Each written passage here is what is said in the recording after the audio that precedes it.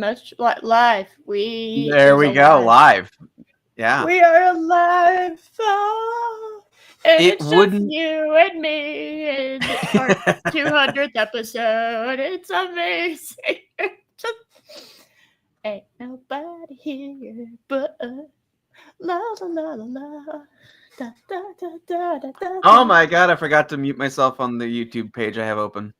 Oh, you just heard me singing twice. Oh, And I heard me too suddenly.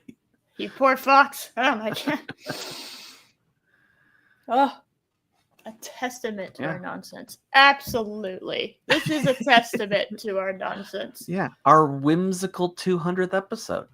Yes, that was definitely planned, and I didn't just go, eh.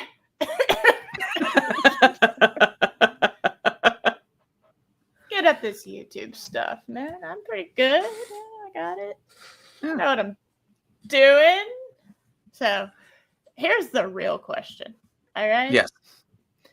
Do I show the thumbnail now, or do we wait for the redheaded one to arrive?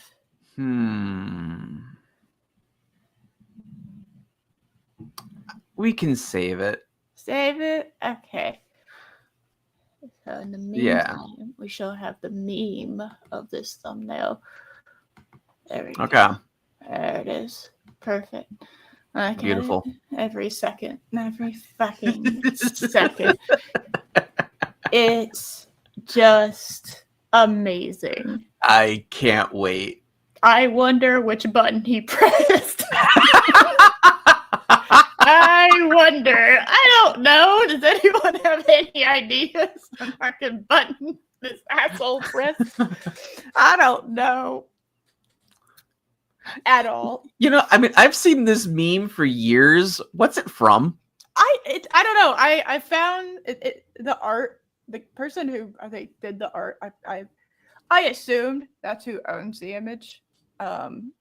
The little handle at the bottom. If it's not, it got really awkward because I just wanted to, hey, I'm using your meme image, and I actually care about credit. So here you go. I don't know. I think it's just. I don't know. It might be from like a comic or something, but it seems to be from somebody's Tumblr. Maybe it's a web comic. Yeah. It could be. But this is prime meme material. I have been sitting on this meme for like 4 chapters. Okay. And it's vertical, so I couldn't figure out a good way to put it in there. And then I was like, oh, what if I just made it side by side? And ta-da! Because I mean, this is an old meme. It is, but it's one of those where you're like, it's an old meme, sir, but it still checks out. It's amazing. It's one of those that you can use forever. Oh yeah, and I think it still works. Yes. All right, I can't wait.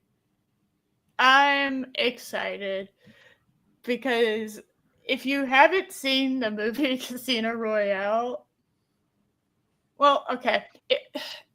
If you've seen the movie Casino Royale, you know what happens after the end of the poker tournament. Now, it doesn't exactly happen like that because, first of all, I would never allow that. All right. Right. Not in this dojo. Okay. But shockingly, they didn't go there. Oh. They went everywhere else. They did not go there. So, I think it's funny that the 200th episode of this here podcast that has changed the more world. Than it's crazy. Oh yeah, it's not only it's changed the world, but it's also just you would not know that this was the same podcast from the first episode to this one. It was not even remotely the same thing. But I will say it's been a whimsical journey. It has been a whimsical journey. Yes. Yes. And I'm totally not tweeting out the show right now because we're professionals. It's fine. Do you know why it's fine? Why is because it fine? we are professionals, and I don't remember the last time I tweeted out the show.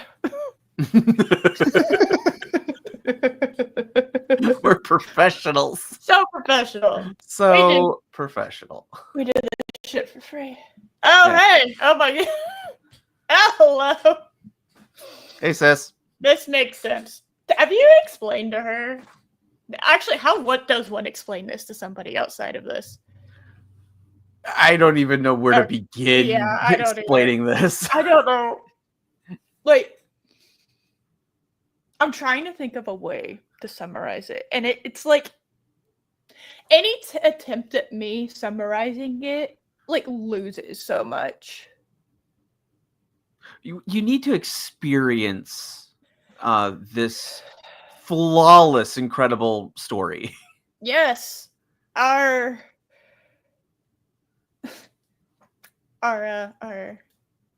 how do I put this? Testing AI storytelling and realizing on no planet are we even yes, but we have created the AI slop. Okay, that is the difference. You take that back, sis. Okay. This story's perfect. It's so perfect. Now, hey, just so we're clear, I have edited this to hell for the most part, okay? And by editing it, I mean I have made it coherent. Is that the right word? Well, better. I know how this program kind of works, so I am fully aware of how off the rails it can get. It does. So the fact that you've made it kind of coherent is a testament to your skill. Thank you. And also just I can't not. Would you say that over the 200 episodes, our bond has been strengthened? It has. Yeah. Our bond has indeed been strengthened. My God. All right, it's been. Hey, Penny. Bond. Hey, Penny. We have a strong bond now. We have gone through so much. I mean, we lost Earl Grey together. Oh my God, we did. Yeah. I definitely didn't forget. You need to laugh, hubby fit. Oh. Well, buddy, I don't know if you're gonna find this funny. Because it's coming in from an outside perspective. I actually have no idea what it would be like for you. I am so ingrained in this nonsense. I don't know what it would be like to have no idea what was going on and hear any of this. Now, I will say that on something I did this week while I was working was for funsies.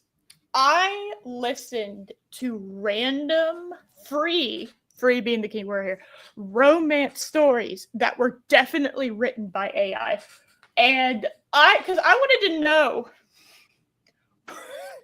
can I tell if it's written by AI? Because I wanted to know. I played a little game while I was working. And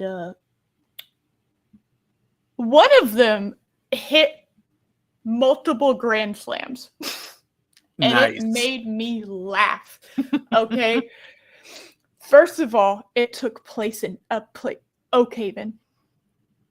Okay, where our first story was took place. Yep. That Arwen destroyed half the village of. Yes. Now it's really funny because my first cue that it was AI was the word meticulous. Being said meticulously being said twice in like a pretty rapid succession. I was like, okay. There it is. Yep. Then you definitely start to notice these patterns. Yep. Then there was a secondary character named Ilaria, and I was like, We've already had two characters named that. I've had two separate characters named Ilaria. All right. Then Silas? There was no Silas, but there was a Lyra. Okay. And And then they said the word. Keep in mind, Lyra was created entirely by the AI. Yes. Lyra never existed, but she was not a creation of us, okay? She was a character that was created by the AI entirely. There was no prompt from me that created her.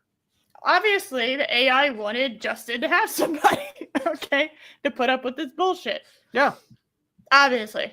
That was the entire point. All right. And the final nail in the coffin was, they said, testament. Uh-huh. Oh, okay. All right. So that I just kind of pieced out after. I really wasn't that interested in listening to what was happening. I didn't really care. I was not that.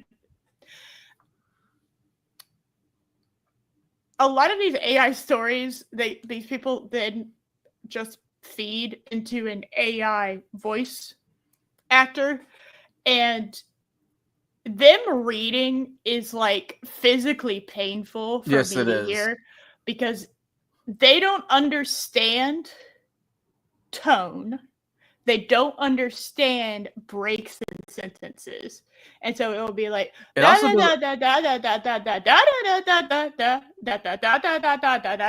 also started to notice like commercials using AI voice work. I heard one. What was it? I think it was hers. It's one of those, hey, you want to lose weight? Take this. It will definitely be good for you. Commercials. Right. Which, excuse you. Why am I getting this ad? Excuse you, YouTube. But I've heard the voice. I've heard that voice so many times on like those like fucking Reddit story reads. Yeah. I've noticed like it doesn't quite understand how to read a number properly. It will be like yes. Like 180 is 180 instead of just saying like doing a 180. It says doing a 180. Yes. It just makes me laugh. Yeah, it it will also instead of spelling out what's a good where people it's like an acronym that somebody will just say but they will just read it out by like the letters. I'm trying to think of a good one. I can't think of anyone off the top of my head. But you know what I'm talking about? Oh, yeah. Or if it's like a conjoined word, it will read both words completely separate. Yes. It'll also have trouble with that. Like, one I once heard was pine frost. It read it as pinnafrost. Like, no. It's pine frost. Exactly. Yes. I think scuba. Yeah, that's yeah. Yeah, scuba.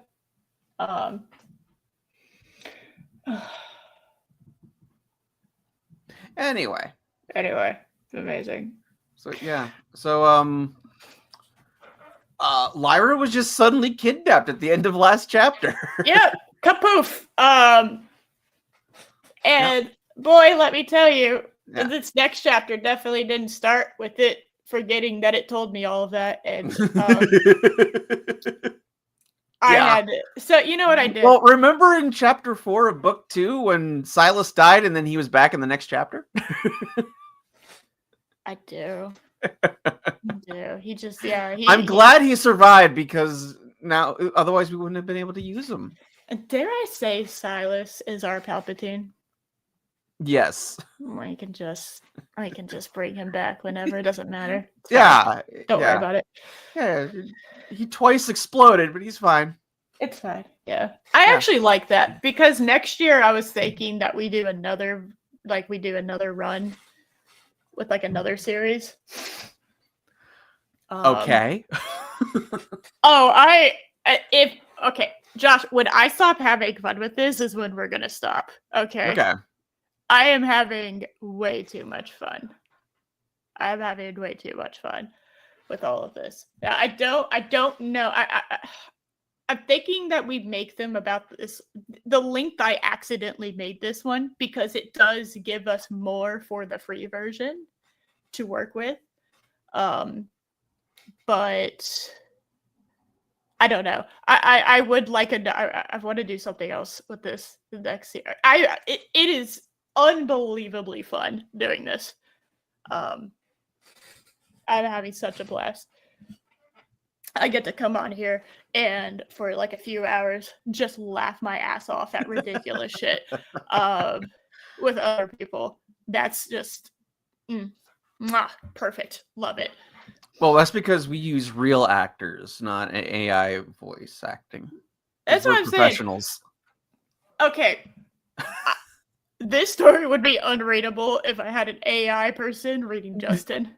Okay. Yeah. Can you imagine? Which AI voice would we do? Probably like the deep one. The deep, like just regular American one. But it's not the same. It wouldn't be the same. Right. I was kind of hoping that if we delayed long enough, Arwen would be available, would come back on, but she is held up by Earl Grey. she's I mean, she's in her glitter cloud form. It takes a while to coalesce into physical form. Yeah, she has a cool down period. Yeah. She can. Yeah. So. I love that we just fully accept that Arwen's final form is a giant glitter cloud that travels intergalactically. A giant pink glitter cloud. That is absolutely Arwen's final form. Yeah. Yeah. And like none of us question this. No. Why would we? Yeah. All right.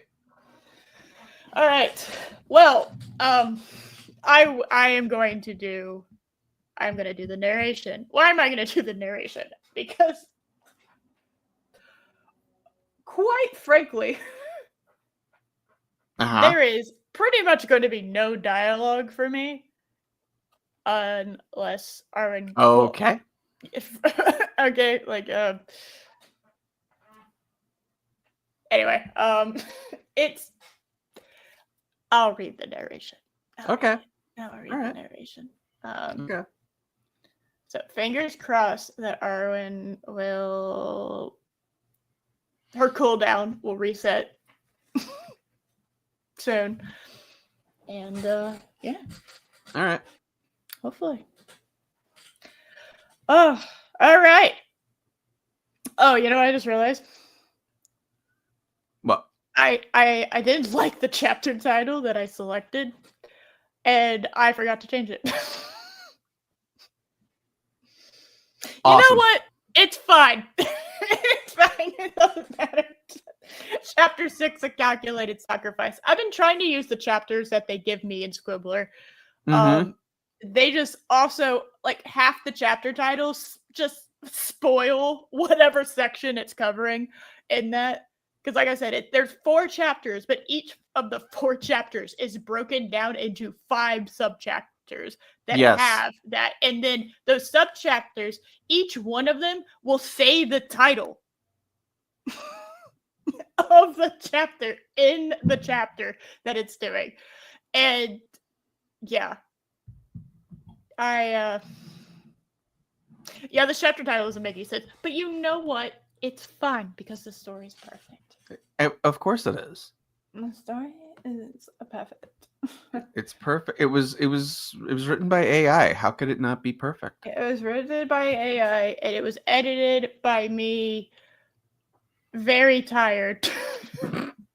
Always a great combination. Sleep deprived, and I am hoping to. I skimmed it before I sent it to anybody, and saved it and whatnot. I am hoping I didn't miss anything.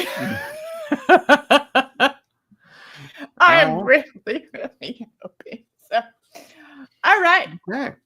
This is our 200th episode. This is our 200th episode. We have only gotten better. Yes. We have only gotten better. All right. Chapter 6, a calculated sacrifice. It makes sense, definitely. So, Justin was in denial. Amazing way to start the chapter. Justin was in denial. It wasn't possible. He simply refused to believe it. Lyra? Every time it makes me laugh. It literally, y'all don't understand. From me, I'm staring at this, and all of a sudden, you go waving in my fucking headphones. And every time, it just makes me go, what?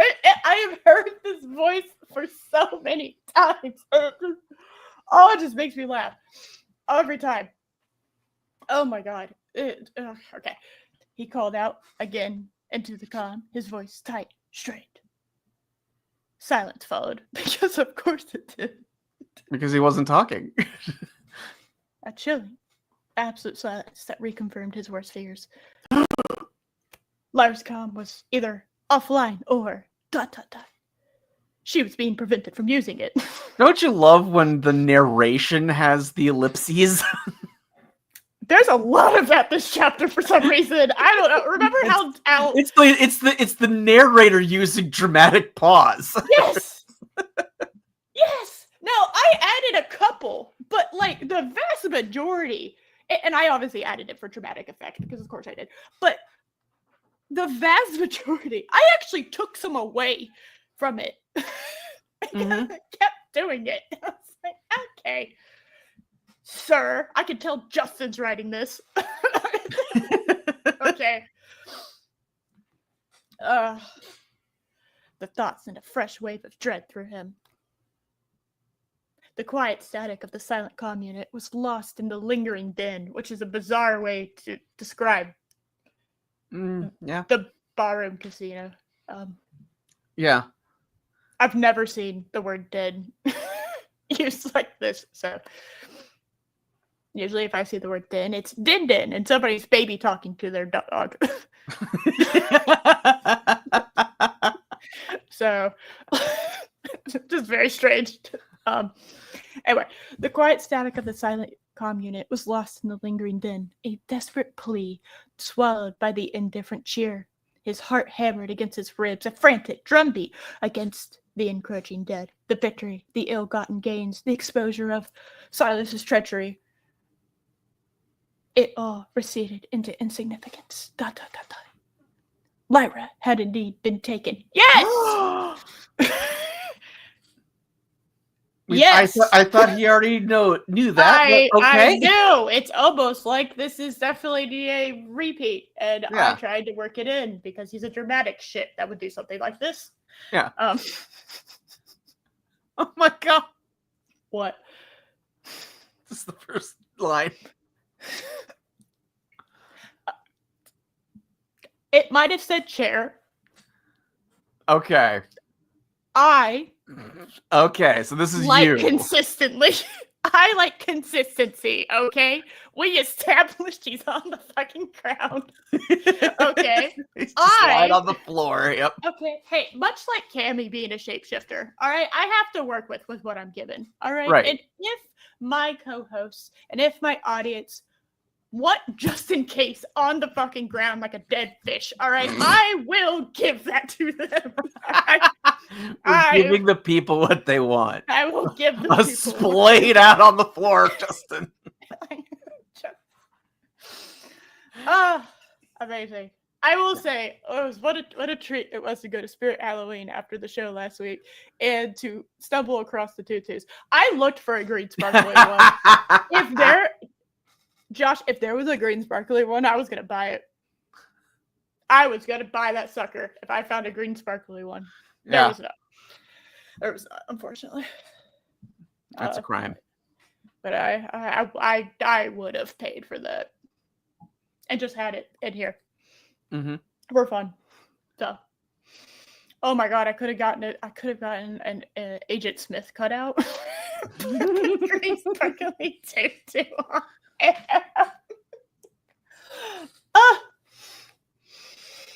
I feel like that might be a gift coming your way at some point.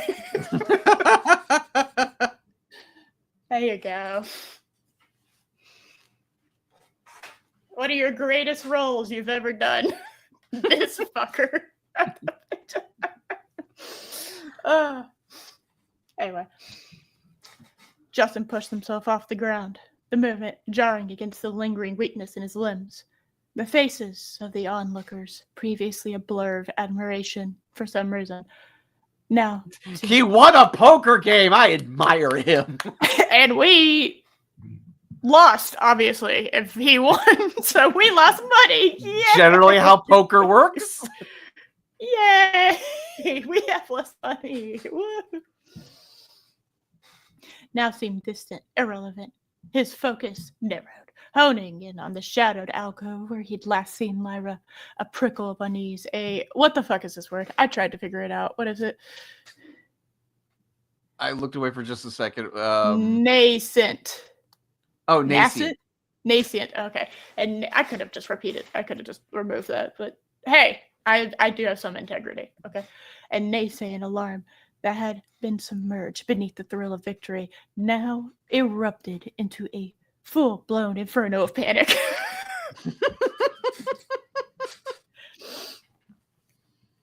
Enjoy. This will continue. He scanned the periphery, his eyes darting, searching for any sign, any anomaly in the throng of revelers. Mm-hmm. Justin, man. He pushed through the milling crowd, his stride quickening, his senses on high alert. He's just like shoving people out of the way. Yes. Justin had entrusted her with vital data, with the very evidence that could dismantle. She's the one that gave you the info. Okay. Correct. That would be correct. That would be the correct way. I almost removed this because I was like, no. But then I was like, Justin would probably think he was. Yeah. Yeah, it's fair. Justin very much thinks he is the center of everyone's universe. He definitely has the main character syndrome. Yeah, and this book does not help correct that. It is it only feeds into his ego. And I will admit, I do also enjoy feeding into his ego because he becomes more unhinged. And he's fun. He's fun like that. Justin had entrusted her with vital data, with the very evidence that could dismantle Silas's empire. She had been his eyes and ears, his strategic partner, and in the brutal calculus of this world, she had become his most significant vulnerability. He had foolishly thought she had been untouchable on that curtained balcony. Yes, a velvet curtain protected her. Of course. Yes. Yeah. Silas definitely didn't clock her ass like 2 seconds after the poker tournament started. It's fine. I just like the idea of like some binoculars not even remotely subtly peeking out of the curtain.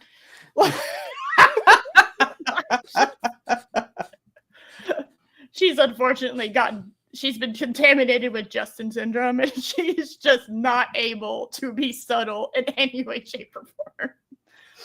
So, that's fine. That's fine. The swiftness, the sheer unadulterated brutality of the abduction spoke of a level of professionalism that chilled him to the bone. This wasn't a random act of violence. Well, no. All right. This was a targeted strike designed to cripple him in the most devastating way possible. Because this is all about you. She definitely wasn't the one in charge of the mission. Right. That had more information. It's not like she forced you to be part of this mission and it's technically hers. Yeah, she definitely didn't, spring your ass from jail and go, hey, did you like that? No? All right, work for me now. Let's moved on. cut to Adega getting spa treatment in an edible arrangement. You know, I love that headcanon. And I will protect that headcanon at all costs. As you should. Okay. Silas's operatives, skilled and merciless, had moved like ghosts through the gilded halls, snatching Lyra from her vantage point with an efficiency that bespoke extensive planning and ruthless execution. I think there was supposed to be an of there that I might have accidentally deleted. That's fine. Okay. All right. That's fine. That's all right. All right. If that's the worst grammatical sin I commit today, that will be fine. I will live with that. The very person who had orchestrated his survival. Oh, yeah, she did rescue. I was like, what the fuck did she? No, yeah, that's fair. Yeah, that's fair. No, it's fair. No, she did save him. Who had provided the critical intelligence. Oh, good. And had now become the focal point of a new, terrifying threat. You remember the cold calculation in her voice when she detailed Silas's movements, the unwavering logic in her assessments. Definitely the things I would be thinking about if the person I loved was kidnapped. Yeah. Like, oh man, the person I care more about anything else in the world. Man, they're such a good employee. Man, Loki's really, really good at his calculations. Right. He can math. Holy shit.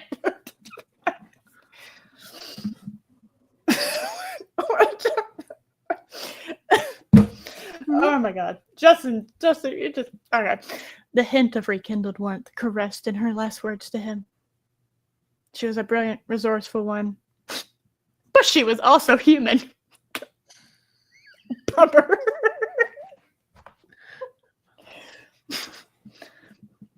And in the shadowed world, humanity was a weakness that could be exploited with devastating precision.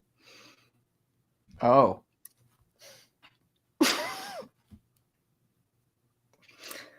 I might remind you, this is the edited version. There is so much more of just so much repeating. I don't doubt it.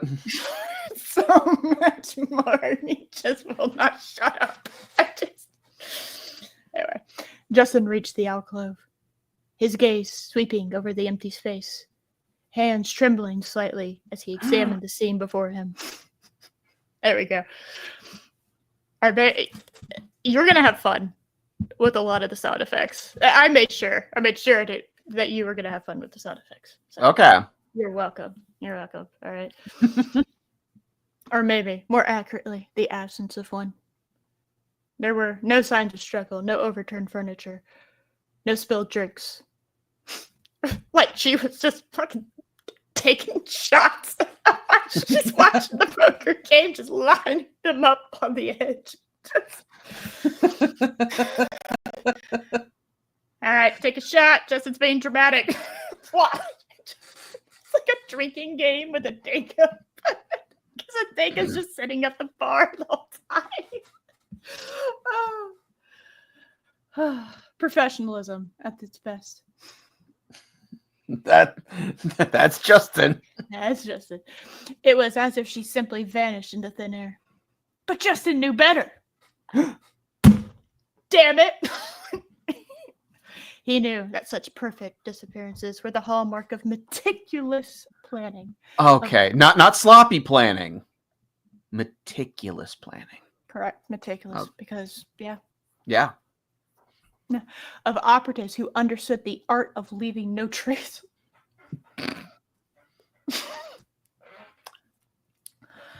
The corridors of the casino complex were a labyrinth, a sprawling testament to excess and hidden pathways, a perfect environment for those who wish to move unseen. I love that we can't decide what fucking room we're in right now. So now the entire casino is like the map in Clue where there's like constant there's like secret passages all over the place? Now, I will say, and I know this from Loki, that half of a casino is the inner workings, right? Is where all the employees go, where there's security, and there are passage and there are hallways in the back. But like those aren't abandoned. Okay. Right. Those are crawling with people and cameras all the time. Because there's a lot of money at casinos. Because, and this might shock everyone, all right? It won't, but you know what? This might shock Justin. Huh? People take large amounts of money very seriously. Okay? And so when you are moving, I know, right? When you are someone who has a lot of money in a building, you want to make sure that it is very difficult for somebody to take said money that you do not want them to take. Right. So you have redundancies upon redundancies. All right? Mm-hmm. If it was so easy. I mean, if you go to a decent casino, there's a security camera overseeing every single dealer. Yes. So that you can make sure they're not like taking money off the top or anything like that. Yes, and that's just on the floor. That's not to say that like literally like 50% of the casino is the back end where the money is, where people like security is, where, you know, every like that is a thing. And we're not over exaggerating when we say 50%. All right, because like you do not want to make it easy to get inside. If it was so easy to steal from a casino, the Ocean's 11 would not have been as fun of a movie. Okay, right. Just put it that way. So, all right. So excited. All right. The implications of Lyra's abduction slammed into him with the force of a physical blow. Ow! Silas had somehow known Lyra held the key to his downfall. A total mystery. No clue how he could have figured that one out, all right? No fucking idea. Okay. Who knew? It definitely wasn't super easy to know before, during, and after your dumbass went and saved him. Okay? Yeah, that was subtle. Well, in just the previous chapter, he poisoned himself for a distraction, forcing Lyra to break cover. How did he know? No, it actually, like, I don't know if he poisoned himself because the book doesn't know either. All right, it kept going back and forth of whether or not Justin poisoned him or what. It doesn't know, and so we don't know. But I like to think. I know most likely Silas was the one that poisoned him. Okay. But in my heart, it's way funnier if Justin poisoned himself, which then caused Lyra to break cover. Okay. Because had he not done that, there's a much larger chance she would be fine right now. Okay. Right. So, anyway. The implications of Lyra's abduction slammed into him with the force of a physical blow. Oh. I forgot I already said that. It's so funny that you said. Okay. Silas had somehow known Lyra had been the key to his downfall. How did he know? I don't know, but use her as a just in case. That was you, wasn't it? Yeah, I added the a just in case, but the everything else of that sentence was not. It was right there. It's right there. I couldn't help it. It gave me the opportunity to do the thing I have been wanting to do this whole book. I wanted to throw that in there for fun. Okay. I also can't say that phrase anymore without thinking of Hugo Weaving in a sparkly green suit and a tutu. That I will never be able to disassociate those two, that mental image with that phrase. You're welcome. Thank you so much. I also can't see anyone selling Earl Grey tea anymore. All right?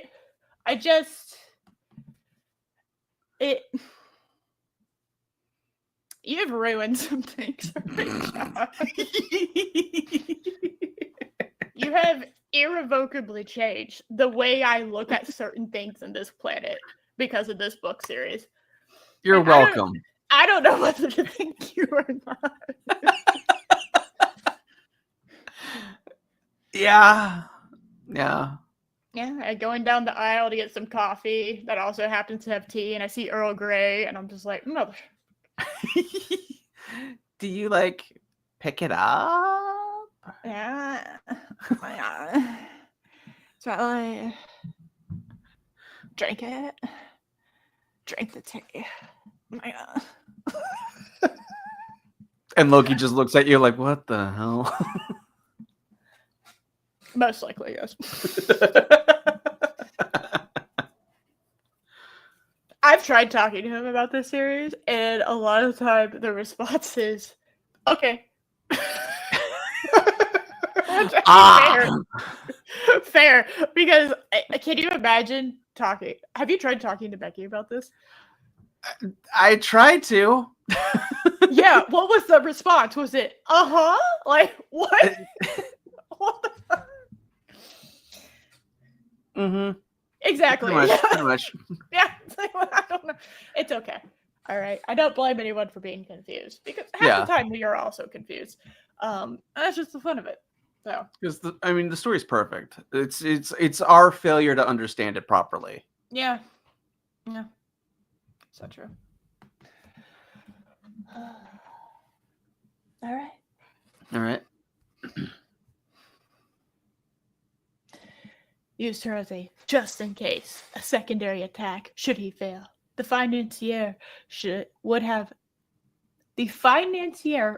undoubtedly employed.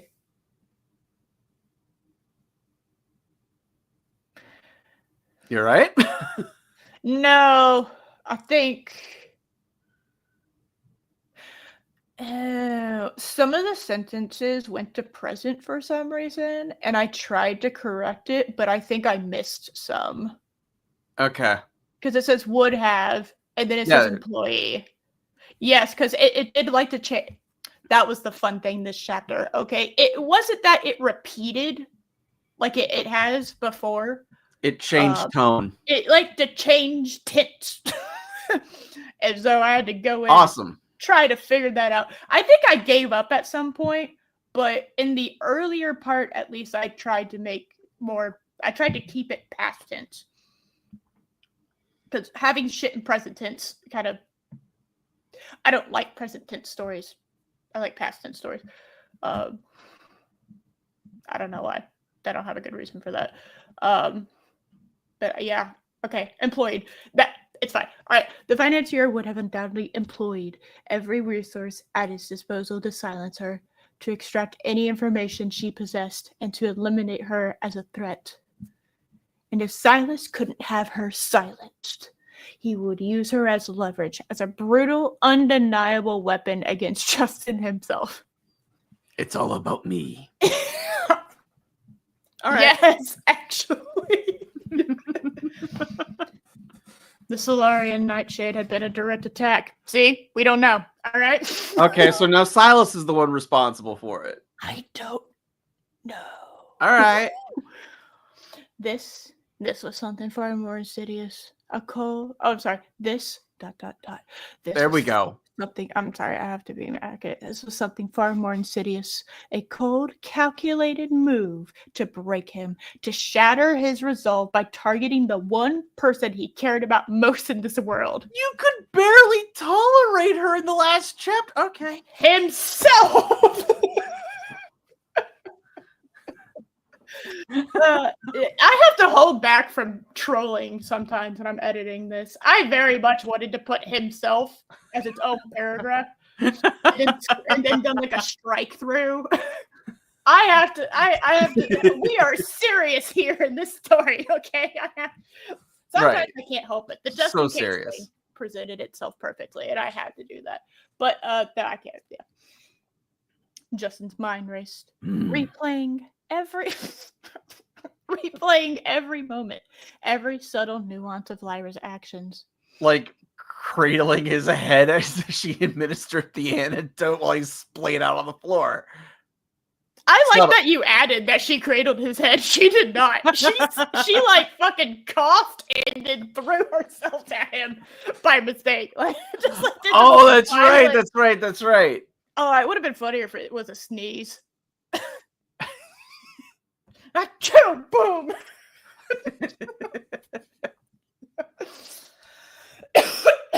All right. Had she anticipated this? Had her discreet observation point been a calculated risk? Or had she been lured into a trap? He remembered her analytical mind, her ability to see angles and implications that others missed. Oh, that's a Dagger. Nope, that's Lyra, apparently. We're still, yep, it's fine. All right. Nope, it's fine. That's definitely a characteristic with Lyra. I don't know what you're talking about. Yeah, okay. All right. Yeah. Adega has kind of awkwardly become a third wheel in this story, and okay. It's okay. All right. It's okay.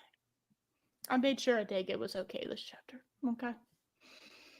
Okay. All right. If anyone could have foreseen a potential threat, it would have been her. But Foresight could only or Adega. Or Adega.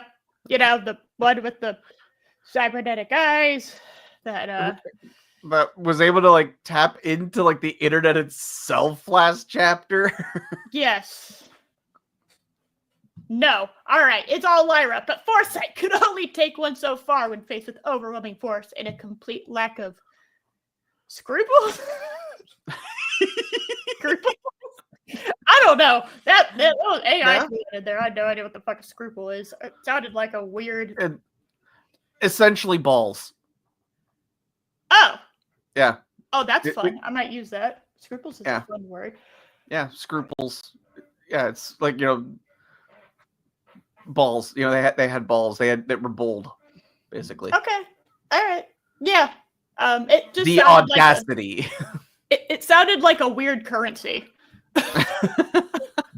So. No, it's cojones. It's that kind of thing. Okay, I got you. All right.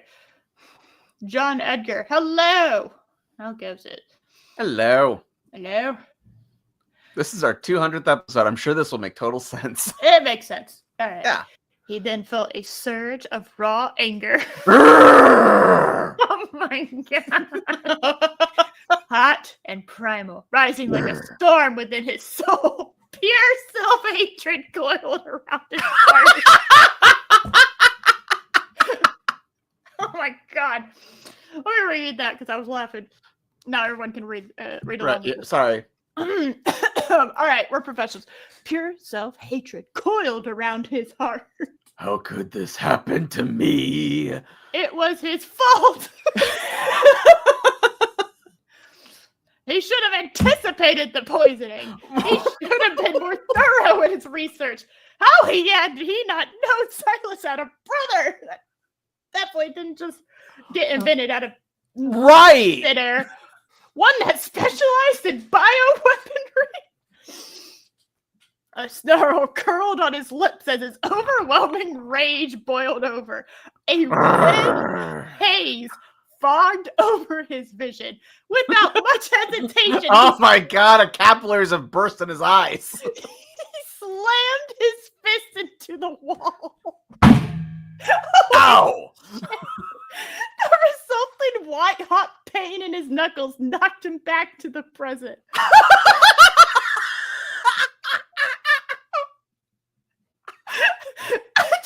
I wonder what button Justin chose.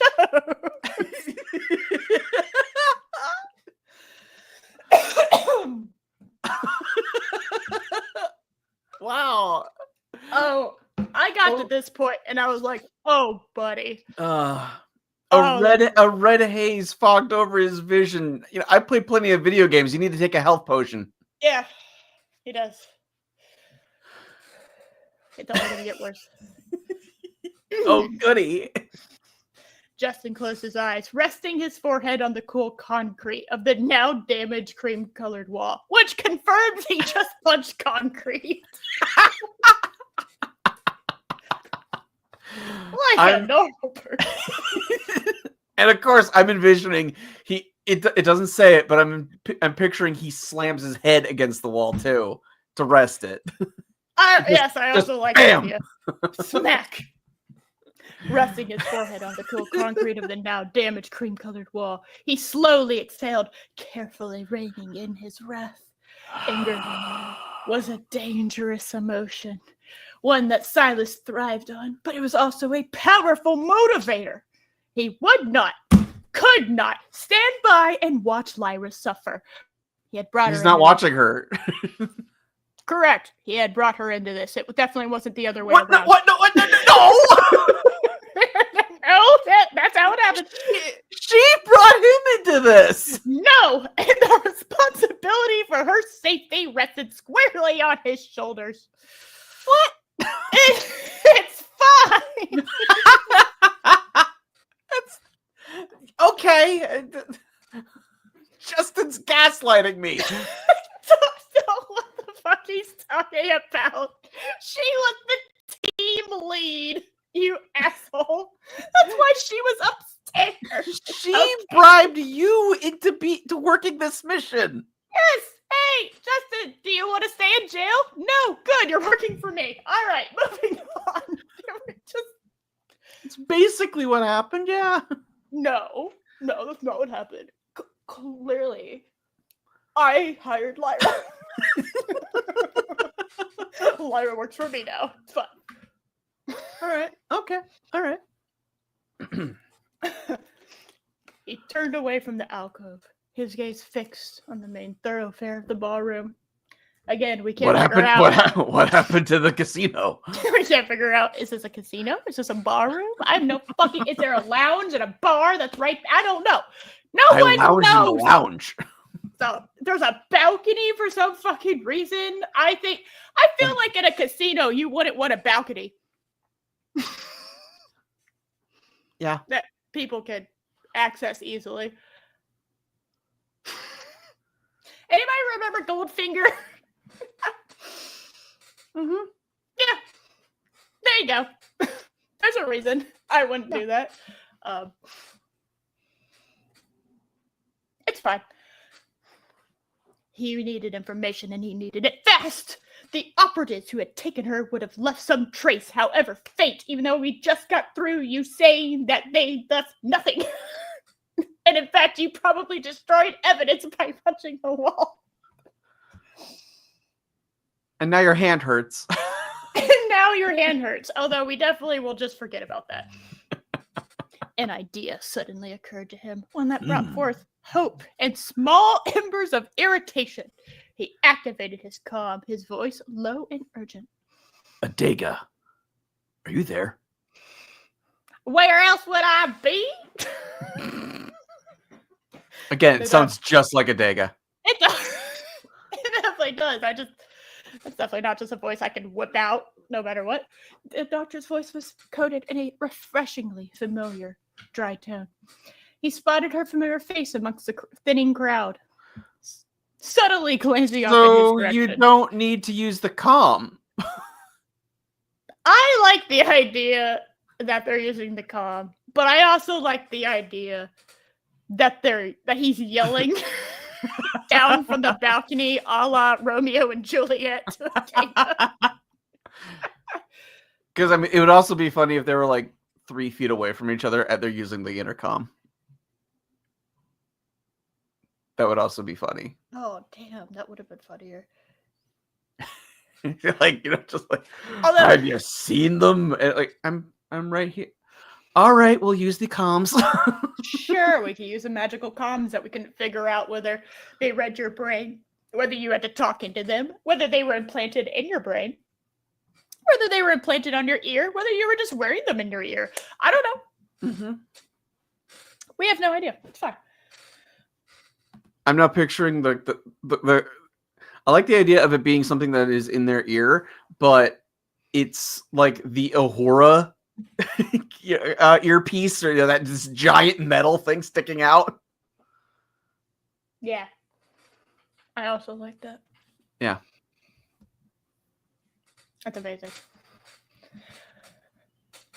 Yeah, because they were magical. I still don't know how they worked. Yeah. I don't know if Justin was playing the whole time last time. I don't know if he was just laying on the ground. I don't know. I have no clue. It's fine. It's fine. Mm-hmm. Her expression was one of professional politeness. Her eyes, however, held a flicker of something more profound, a shared understanding of the gravity of the unfolding situation. Did Lyra inform you of any other operatives on the floor?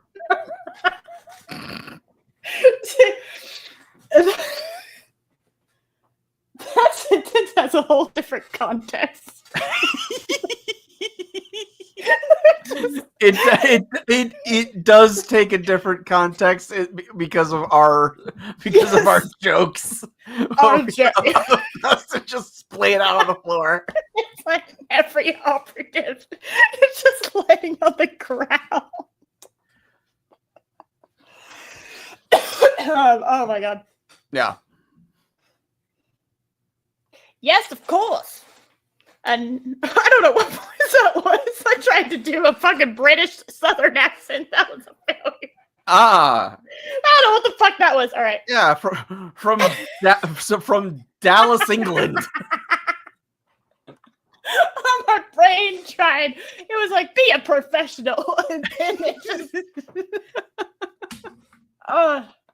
Okay. From Let me try that. Sacramento, Yorkshire. Let me fucking try that again. Holy shit. Yes, of course.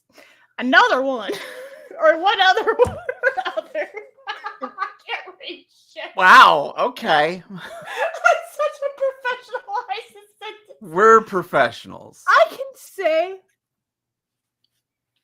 words properly, I promise.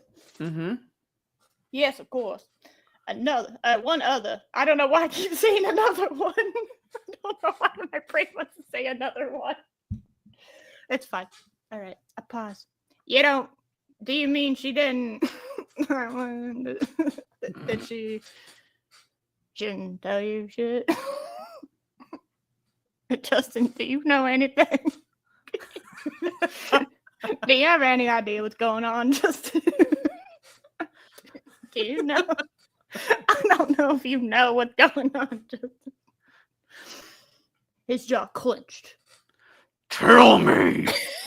No. Those embers of irritation flared into a small flame. I might have put a little more than that into it. Had he not proven she could trust him? After everything that had happened between them? I mean, he did free her from jail, which then the story completely forgot about. Yes. His thoughts flickered back to her face after he rejected her feelings over a year ago. What? The sour taste of regret bubbled up inside of him, threatening to drown out everything. What? The very pregnant pause stretched on as the internal battle with Justin continued to rage. Adega cleared her throat. He's just being fucking dramatic in the corner. Adega's like, okay. No, once you're finished up there, meet me at the bar. I guess. I could just tell you now, but No. You need to calm down there, buddy. Yeah, I don't know what's going on with you, bud. But I'm gonna go over here and have a drink. When you feel up to it, join me. Right. A few minutes later, Justin's emotions were meticulously put under his control again. Meticulously put under his control again. Okay. Yes, I only read the word like that now because of you. As he walked down the opulent, spiraling staircase that's in the middle of this fucking casino, he noticed the doctor sitting with a man whose fox-like features. Oh, you bastard. Well, there was another one. There's a different person here. And I kind of merged multiple characters together because I thought it would be funny. All right. And obviously, I was going to give the honor to you. Okay. Because I feel kind of bad about last chapters. I wasn't in any of the stories up until you got a hold of them. Damn fucking straight. Absolutely. I gotta make up for lost time. All right. Oh man, and what a time for me to introduce a new avatar as well. I'm not kidding. I laughed when I saw that. You noticed the doctor sitting with a man whose fox-like features and burgundy suit looked vaguely familiar. As he approached them, they turned their attention onto him. Justin, allow me to introduce Tiberius Fox. That was your name, wasn't it? Yes. It had it had another thorn. Of course. I don't know why this story wants to give everyone the last name Thorn. The whole thing is a family drama. Yes. It gave, It's swear, Game of Thrones. over 50% of the characters originally had the last name Thorn. I don't know why. I don't know. So obviously I am putting my own thing in there. She gestured towards the man. Upon closer examination, Justin noticed the bandages on his face and slightly scruffed appearance. He was reminding me that you two have already met. We did? Oh, look at that confusion filled Justin. Before the memories flooded back. The man Scott Thorne had attacked earlier in front of a Dega that almost cost him his life. What? I'm sorry, your ass kind of got beat by Thorne. All right, okay. But apparently you won because you're still there. So Yeah. Congratulations. I did it. Oh my god, hold on a second. I gotta put Josh as Commander Fox, but he is wearing a WWE champion belt. Make it the winged eagle one, not the crappy one they got now. That eagle one was so much prettier. Eagle one specifically. And a burgundy. And a bandage across my face. And a bandage. What do you want? What do you want bandaged? Because it wasn't specific. You know, let's be dramatic. Let's have it go over the eye. And a do you want an eye patch? No. Okay. I'll keep it. Yeah, we'll keep it bandages. It's fresh, right? His eye. Yes. Well, I mean, it literally just like happened. Yeah. So it'd just be bandages. Yes. All right. Cool. Maybe that's how I got the cybernetic implant. Holy shit! That was unintentional. Guys, we're creating lore. All right. So if you're gonna do that, make sure it's the left eye. Yes. That's the one that has the monocle. Okay. On his left in all caps eye. Okay. Alrighty. This is very important. Yeah, we're creating lore. Yeah. Oh my god. Does that mean Earl Grey is in the same universe as me? Yes. Okay. I'm okay with this. This is great. Actually, you know, it's even better. Just in case is in our universe, Josh. Yes. Don't you feel happy about that? Well, I mean, this whole story started with Arwen, so that does make sense. Oh, and Arwen does exist in this universe.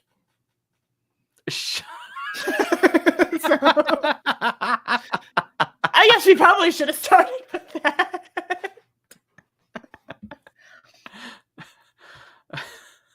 Josh Left Eye Lopez.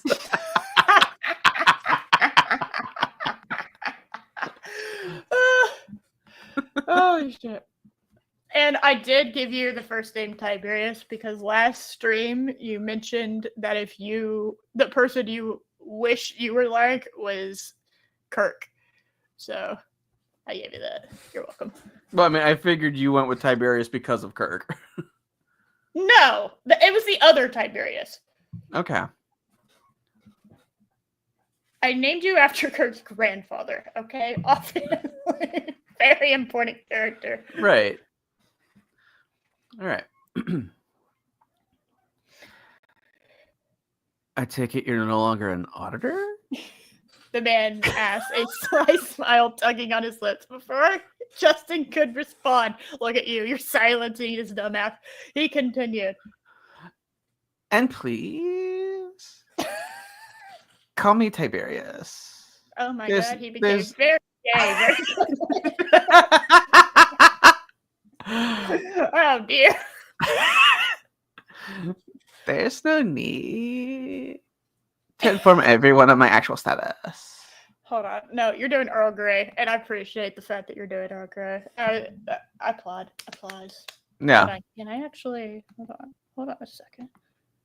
Hold on. This is worth it. This is totally worth it.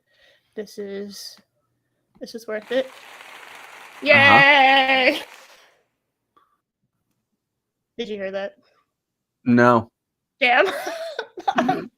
Damn it. Hold on. Ah, okay. I heard that was one. Worth it. That was worth it.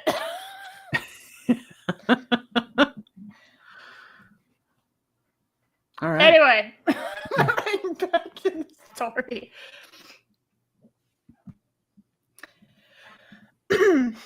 Justin nodded, and Commander Fox looked away, casually swirling the dark liquid in the glass sitting on the bar before him. I tried to describe Dr. Pepper without saying Dr. Pepper. Because it had you drinking, I don't even know what it is. It was some bullshit beverage. And I was like, no. Josh would drink Dr. Pepper. He would drink Dr. Pepper. But I can't put Dr. Pepper in there. Fair. So we got it.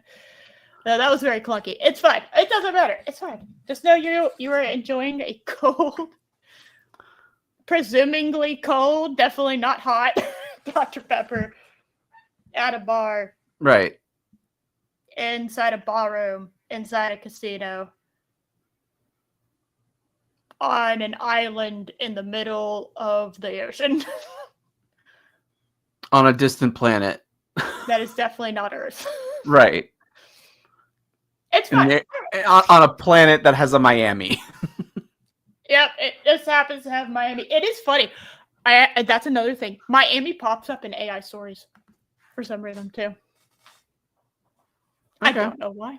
I have no idea why. I don't know why Miami is a thing. Not as not as prevalent as Oak Haven. Oak Haven is like its favorite place to throw people. So. All right. Oh no, Josh is not Josh. Mark has a taste the rainbow left eye Lopez Esquire. Oh my god. All right. Amazing. What can I help you with, Mr. Case? Justin exhaled. Making his voice deliberately calm, though the storm raged within him. Tiberius, have you seen Lyra? She was observing from the gallery near the East Wing entrance. I love the layout of this place. Commander Fox. I thought she was on the balcony, but okay. Don't know. I don't know. Commander Fox brow furrowed. Brow furrowed. It's fine. I haven't seen her since the incident with you and Mr. Thorne during the match. because that's what we call poker games. A match.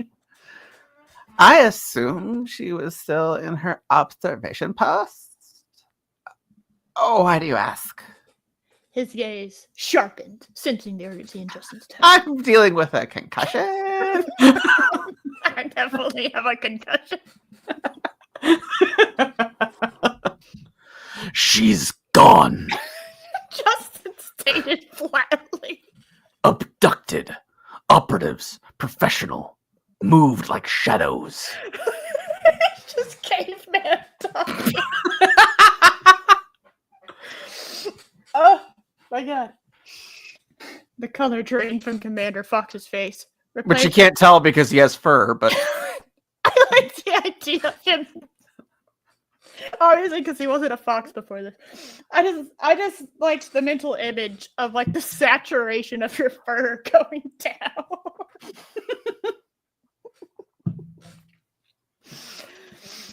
Replaced by a start pallor? I don't know. Pallor? Pallor? Pallor? Yeah. I don't know. Pallor? Whatever. Pallor. Oh, pallor. Abducted, but who would He didn't need to finish the question. The answer was obvious. Silas Thorne. Or perhaps, more chillingly, someone acting on Silas's behalf. Someone even more ruthless and disconnected from any semblance of humanity. AOC? Holy shit. But whoever did this is actually somewhat intelligent, so no. Fair. Yeah. The Shadow Council. Justin murmured, the name a venomous whisper. If Lyra had been taken by them, it meant the stakes had been raised to an entirely new level. It's over 9,000.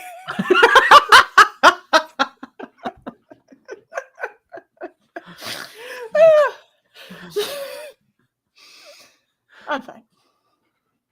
Okay. Kaioken. Yeah. Kakarot.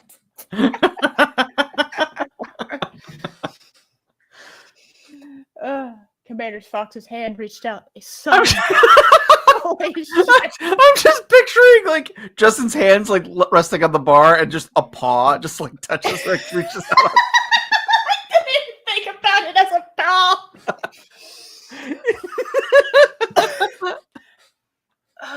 Because it was originally a Dago that reached out, but so the story very much wanted to have two Bond girls. Because the first iteration of last chapter had Adega exclusively being the Bond girl and Lyra being in the gallery, alcove, balcony, whatever the fuck. Right? Okay. The second version that it repeated, okay, swapped and had Adega go through what I ended up putting in because it was so much funnier than Adega actually being able to make it to Justin, right? And so it hit at Adega being the Bond girl, which I did think was funny until the unhingedness of the second version I ended up reading, which that's the version we read last chapter, and that is way funnier to me. So I had to, there was a couple times I had to swap out dialogue because Adega's hand was supposed to be the one reaching out. But it's like that doesn't really work with their relationship as we've established it very consistently. Okay, and the idea of you putting a paw out just there you go. All right. You feel better? You feel better, Justin? You start petting his head.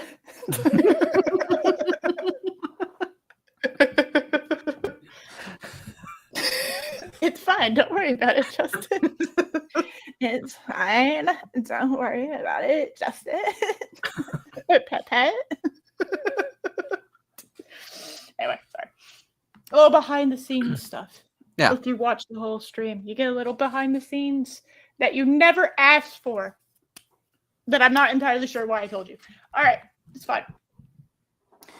Commander Fox's paw reached out, a solemn gesture of support.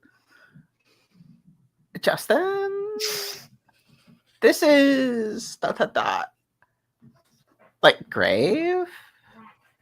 If they have Lyra, they will want what she knows. And if she refuses to cooperate, Thorn will not hesitate to use like extreme measures or something.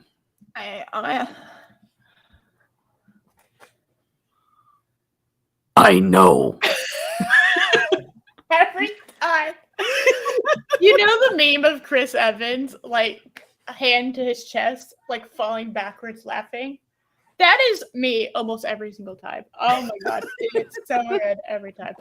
Justin said his jaw tightening. He looked around the opulent ballroom, casino, whatever. The remnants of the celebration, a stark contrast to the grim reality that had descended upon him. What happened to my bar? I don't know. What happened to the bar? I thought we were at the bar. The bar is also there. It's like shoved like a bookshelf in an apartment in the wall. Okay. No. The bar is just like a decorative globe. It's like a tapestry that's a picture of a bar. Oh my god. Amazing.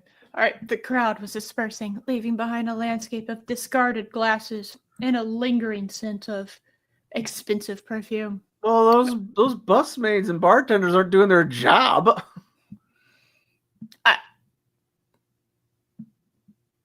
It's fine. They get paid by the hour. It's fine. Right now.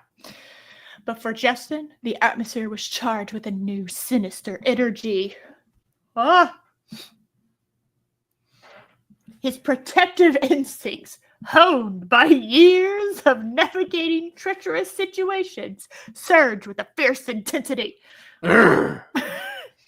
He wouldn't let Silas or anyone connected to him harm Lyra. Anybody else is fine. Take that, Silas's brother. Yeah. Whatever your name is. Scott.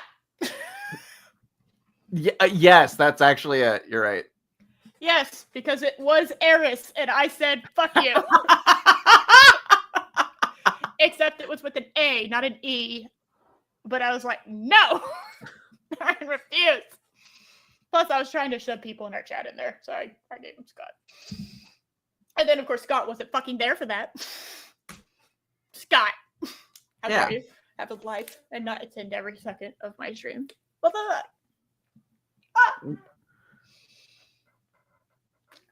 blah. Anyway.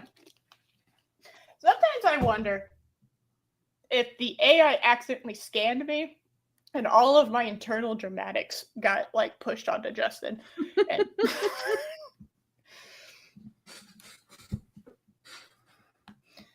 yeah, we were watching Clone Wars. We were watching the Clone Wars TV show, the animated one. And we've just gotten to the Death Watch arc. And their commanding officer, I'm very distracted every time he's on screen because he has a shoulder cape. He has a cape that goes across his body, and it has this little short cape with the symbol of the Death Watch on his shoulder. There is no tactical reason he should be wearing that. It covers his armor. It gets in the way whenever he's pulling his weapon. And the only time that I actually see it being, like, of use is when he's flipping it dramatically to make entrances. Or walk away. It's a shoulder cape. It's literally a cape on his shoulder. And it's so funny. you don't need that. You have Mandalorian armor on. What? There's no tactical reason you should ever be needing that. Everyone knows who you are. You don't really even need the symbol because it's not like, because the armor is a symbol of itself. It just, I love characters that for really no reason have just like a flair for theatrics. Mm-hmm. And there's just there's no actual reason other than they're just a little dramatic, and I love that. So, but Justin did test my limits with my love for dramatic characters. Anyway, I'm fine. All right. Let's see. His protective instincts honed by years of navigating treacherous situations, which we really haven't seen. No. Surge with a fierce intensity. Mm. He wouldn't let Sias or anyone connected to him harm Lyra. He would hunt down those who had taken her, drag them from their shadows, and bring Lyra back. Whatever may occur, I will find you. He needed to act. Standing here, allowing despair to consume him, would only play into Silas's hands. How could this happen to me? I made my mistakes.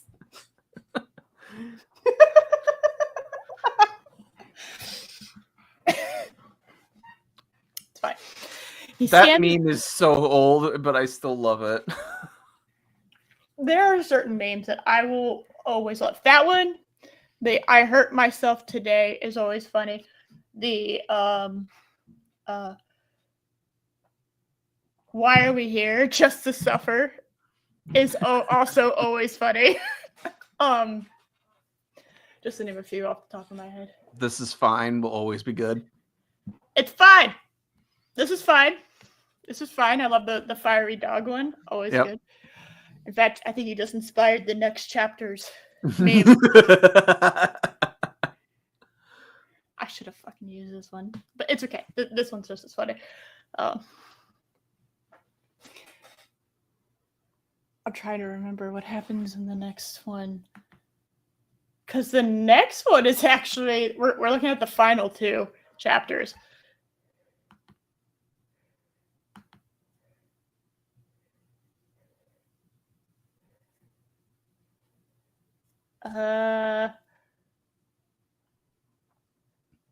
Trying to remember what the fuck what. Oh, yeah. Now I can still use it. I can still use that meme.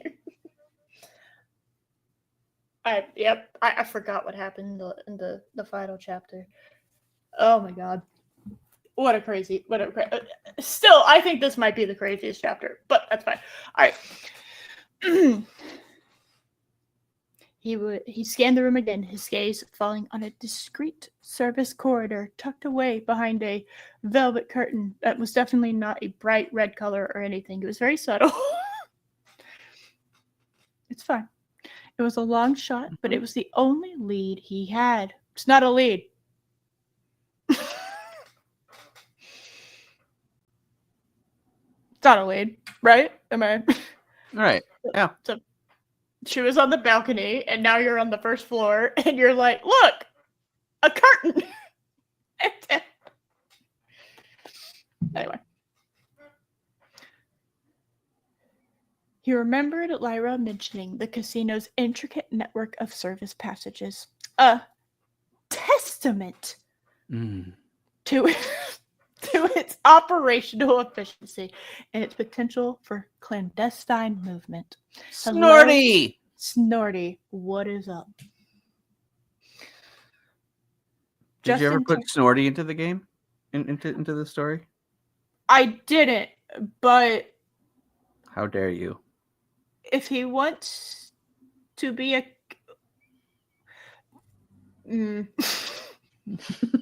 There's not really any really nice characters I would have him be, but we can give somebody an unofficial first name later in the chapter as Snorty.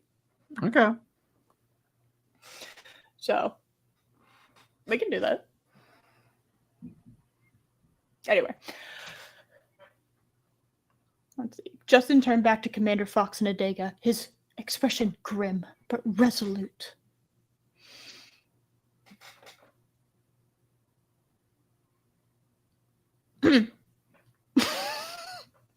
Oh, I'm sorry. I thought that was Adega. All right.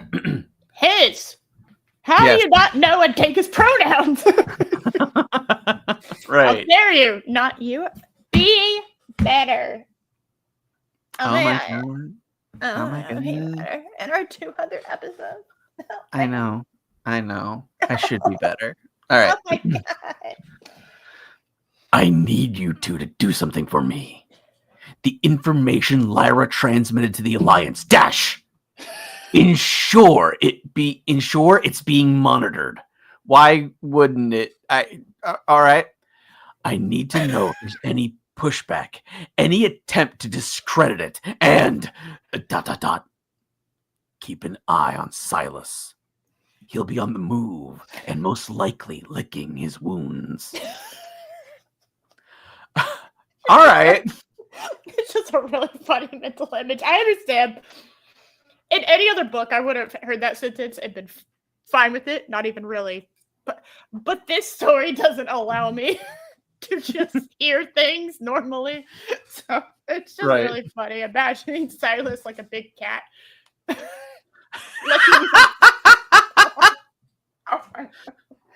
Damn it, I got a hairball. It actually works with the voice. Anyway. Commander Fox nodded simply. Adega's professional demeanor reasserted itself, though the fear lingered in her eyes. I understand, Justin. We'll do everything we can. Thank you. He said the words inadequate. Holy shit. Jesus Christ. I appreciate your enthusiasm. He's dramatic, so I'm not kidding. I appreciate your enthusiasm. He knew they were putting themselves in even greater danger by assisting him, as if they're not already in fucking danger. Right. Of course. But he also knew he couldn't do this alone. Well, it's a good thing there's two people there. Good fucking job. We found two humans. Good. Both. A fox. Humanoids. Okay. Also, I would hazard a guess they're probably more competent. Remember when Justin was the competent one?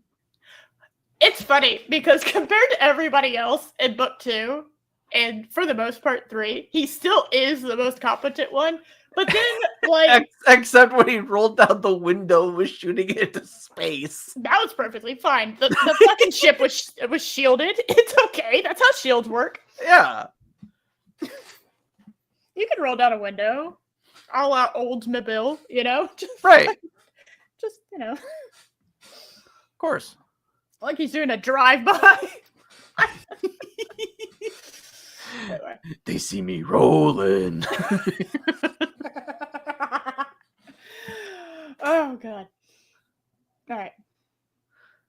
Lyra was his first priority, and he would leverage every resource, every connection to bring her back. With a final sweeping glance. We've had many final sweeping glances. I think this is the third one. The third and final sweeping glance at the opulent ballroom. The janitor just hands him like a push broom.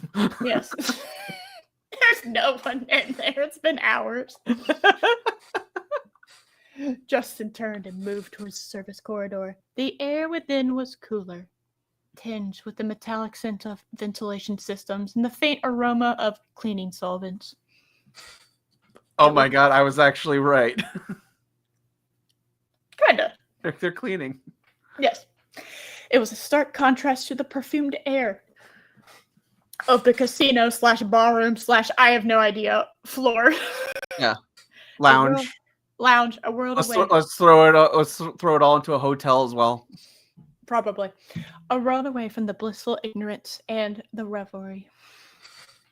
He plunged into the dimly lit corridor. The silence. Whoa! Oh my god! The silence broken only by Justin's intense grunting for no reason and the rhythmic hum of machinery. The cheers of the casino were a distant memory. Woo! Replaced by the chilling echo of Lyra's absence. Now, in the suffocating darkness of the casino's underbelly, he understood the true cost of that sacrifice. What sacrifice? I don't know. I thought she was taken. She was. So that's not a sacrifice. If she, all right. I walk in to hear about Scott, you fucking missed it last week. I named a character after you. You fuck. Why were you not here for that? How dare you have a life?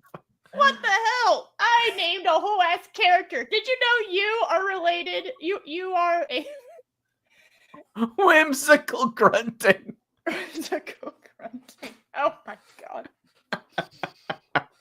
You are Silas's brother. That definitely still exists and will not be forgotten by this book. Family troubles? Well, welcome back to the world of whimsy, where you are Silas's brother who specializes in bioweaponry. For some reason. For some reason. It's fine. How dare you deal with a life and not devote yourself entirely to our stupid AI story? Yes. Also, just a fun fact, you almost killed Justin. And you attacked Josh. Okay? You did. You did. Well done. You've actually done more than pretty much any other character in this entire series to stop Justin. You almost killed him. It's beautiful. Yes, your name was Scott Thorne. Very nice. Actually, it was Dr. Scott Thorne, but yeah, it's fine. You got a little doctorate? Yeah. Yeah. You're a doctor now, so it's fine, you know. All right. Oh, here we go. To the depths of Justin's brain. Now, in the suffocating darkness of the casino's underbelly, he understood the true cost of that sacrifice. He had exposed Silas, yes, but in doing so, he had also exposed Lyra. All right. Uh-huh. And the shadowy forces that now held her captive were far more dangerous than any he had faced before. The hunt was on. And it was personal. Lyra's abduction was not just a setback. All right. Wow. It was a declaration of war, a brutal testament to the lengths Silas would go to protect his empire, and a chilling reminder that in this game of power and deception, no one was truly safe. Mm-hmm. He would find her. The fate of his entire operation. We're being gaslit again by Justin. The fate of Justin's entire operation. Definitely not Lyra's. Right. Even though she's the one that brought him in. Not Lyra's. Definitely not. Definitely not Lyra's. Right. All right. The fate of his entire operation, and far more importantly, Lyra's life depended on it. Yeah. Yeah. Just that little detail. Oh my god. He knew that Silas would not treat her lightly. Captives usually aren't, yeah. Generally speaking. Generally speaking, no. Why is my nose so itchy? No! Oh my god. We're professionals. Ugh. You ever have that? You know, it's just itches. And look, that. Mm-hmm. Go away. They would be interrogating her extracting information. And the more she resisted, the more brutal the methods would become. But that was a constant gnawing ache in his gut. He had to move fast. Gotta go fast. Gotta catch 'em all. I definitely haven't wasted multiple hours doing nothing, punching walls, drinking a beer. It's fine. Laying on the floor. During a high stakes poker tournament. Yeah. Yeah, that's fine. He had to move fast to anticipate Silas's next move to unravel the web of deception that had ensnared Lyra. I just love took her. I love being in Justin's brain.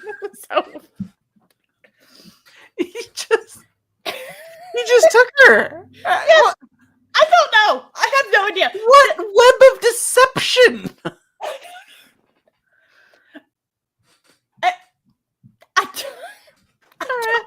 I do not know. Okay.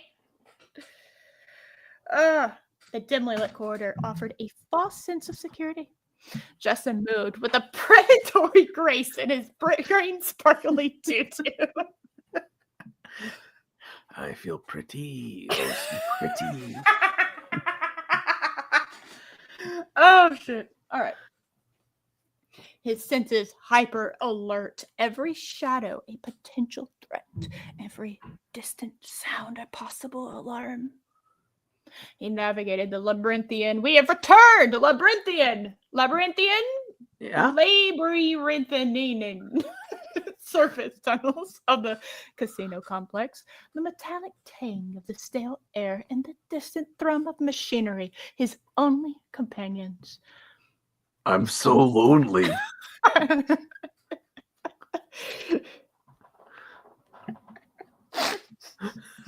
so lonely.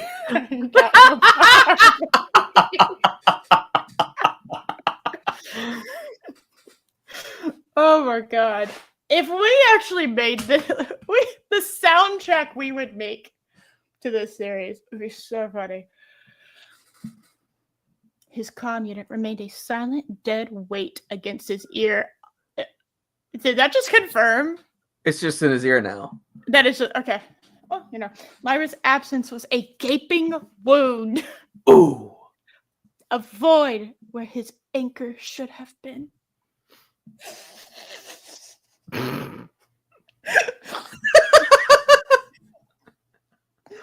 I am a ship adrift at sea, and you are my anchor. I'm not kidding you yet. I wish I could say I definitely wrote that. No, I cannot take credit for the utter bizarre cringe that is within Justin's brain. That is pure AI. I wish I could take credit for that. I do. I can't. I cannot. I had to cut his fucking bullshit down. There's like 10 more paragraphs that are similar to the ones that are here. Okay. Of him just saying over and over and over and over, hey, it's a hallway that is dim. But I miss Lyra. Ah! And it's just, and then he'll throw in like, and the victory tasted sour because Lyra's not here. I definitely didn't live without her for like a year. Right. 'Cause I'm a dumbass. But now I haven't seen her in 5 minutes. And I can't take it. I didn't even see her during the majority of the casino thing, but you know. Yeah.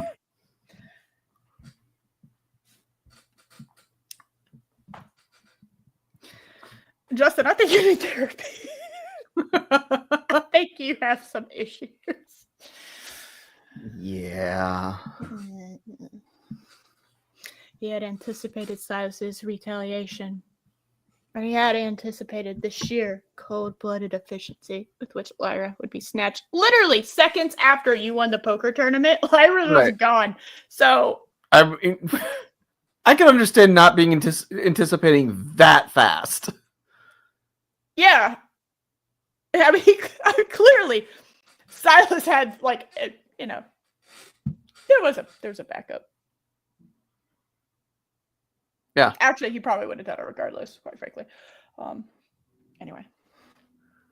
His pace quickened as he reached a junction where the tunnel split into three. I'm speed walking now.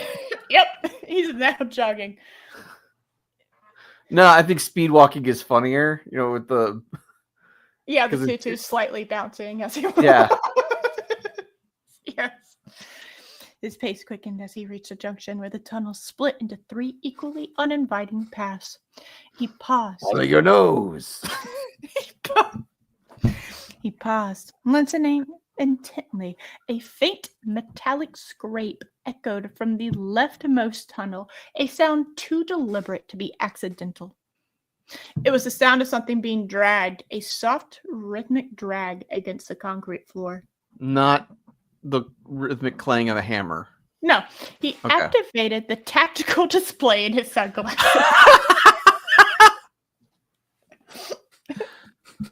Sure. Okay. A low-level thermal scan painting the tunnel ahead in faint shades of heat. Two distinct signatures, larger than expected, moving in unison. They were I approaching. don't know his what I was position. expecting, but okay. He had to make a choice, and fast. The instinct to retreat, to fall back and regroup, warred with the burning imperative to find Lyra. Run away! Retreat was not an option. Not Stay now. here! Not when she was in their hands. He pressed himself against the cold, damp wall. His Why is it wet? straight. I don't know. I What don't the know. hell? They cleaned the wall. The thermal signatures were closer. The scraping sound more distinct. They were anticipating, perhaps even expecting him. This was it. The trap was sprung. He didn't wait for them around the corner. With a surge of adrenaline, Justin lunged forward. Ah! Not into the tunnel from which the sound emanated, because that would have been stupid, but towards the middle passage. His comm unit buzzed. A single sharp ping. A data for some reason. A burst transmission. Encrypted? What? Thanks, a data, you asshole. And urgent. Hold on. Let me pause the game. I have to Alright. fucking decrypt this now. Thank you, Adega, you dick. How dare you?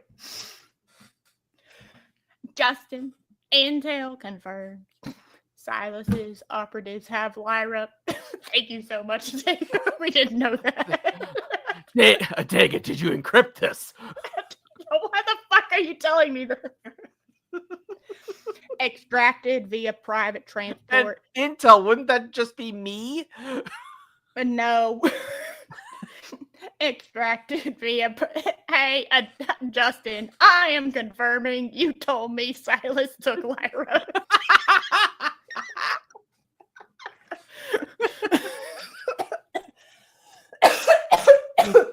And that Tiberius, Oh my and that god. Tiberius fellow. That Tiberius fellow that the story certainly remembered exists. Tiberius is sitting over there. He's laying on the floor.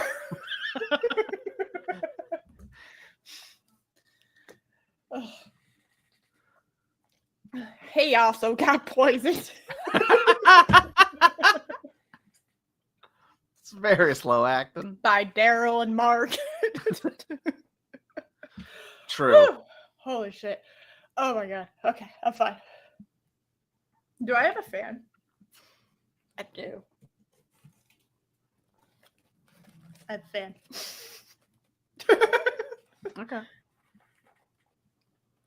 I actually have the fan on in here. It's just I am laughing so hard. Oh my god. See hot. All right. Anyway. I am a professional. I am a professional. Right. Extracted via private transport. Sector Gamma 7, which I'm pretty sure has been in every chapter we have done. High probability she's been taken off to an off-grid interrogation facility. Because they have those, apparently. It just said high probability. We have no idea. Oh, yeah, fair. We're not even saying that we have evidence. We're just guessing. Right. That maybe. That's what happened. Okay. Silas is anticipating pursuit. I think his voice was tight, straight. He knows you'll come to save her. He's baiting you. Baiting him. The words hung in the air, heavy with unspoken consequence. The Like words. The words are what? The words hung in the air with unspoken consequences. Heavy with it. He took someone that I care about. What unspoken consequences? It's pretty blatant. Josh, you know I don't speak about my feelings.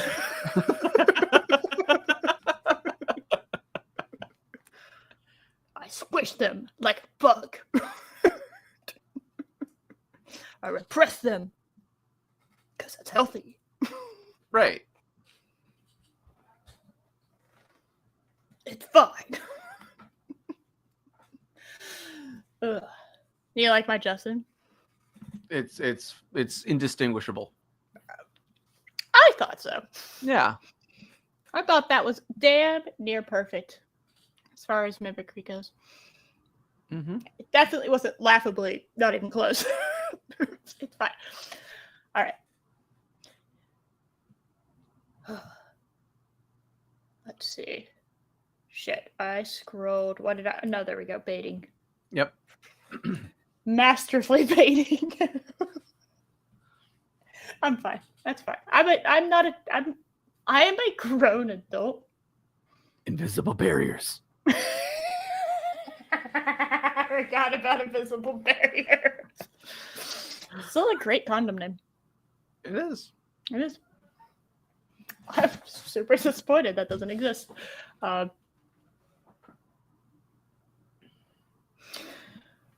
Of course, Silas would bait him. Justin was the prize! The ultimate target! God damn! Sir. How dare you? How dare all of you debating my future? I am not a prize to be won. I'm not a trophy husband. Well, I was quoting Jasmine from Aladdin. Oh, I was sitting here just thinking, oh my god, now I'm imagining fucking Justin as Jasmine. You're welcome. Oh my god. No, I was just thinking of him like as a trope. Anyway, this matter. Your joke was far funnier than mine. Justin was the prize, the ultimate target. Lyra was merely the lure, the most effective weapon Silas could wield against him. The realization was I'm now picturing Lyra as a fishing lure. Oh no! I was thinking of the most effective weapon Silas could wield against him. I'm now picturing like Silas holding her by the ankles as a sword. Oh no, I was thinking of her as like a fishing lure on a fishing rod. Whoop-pa! It just throws the line out and it's Justin in the face.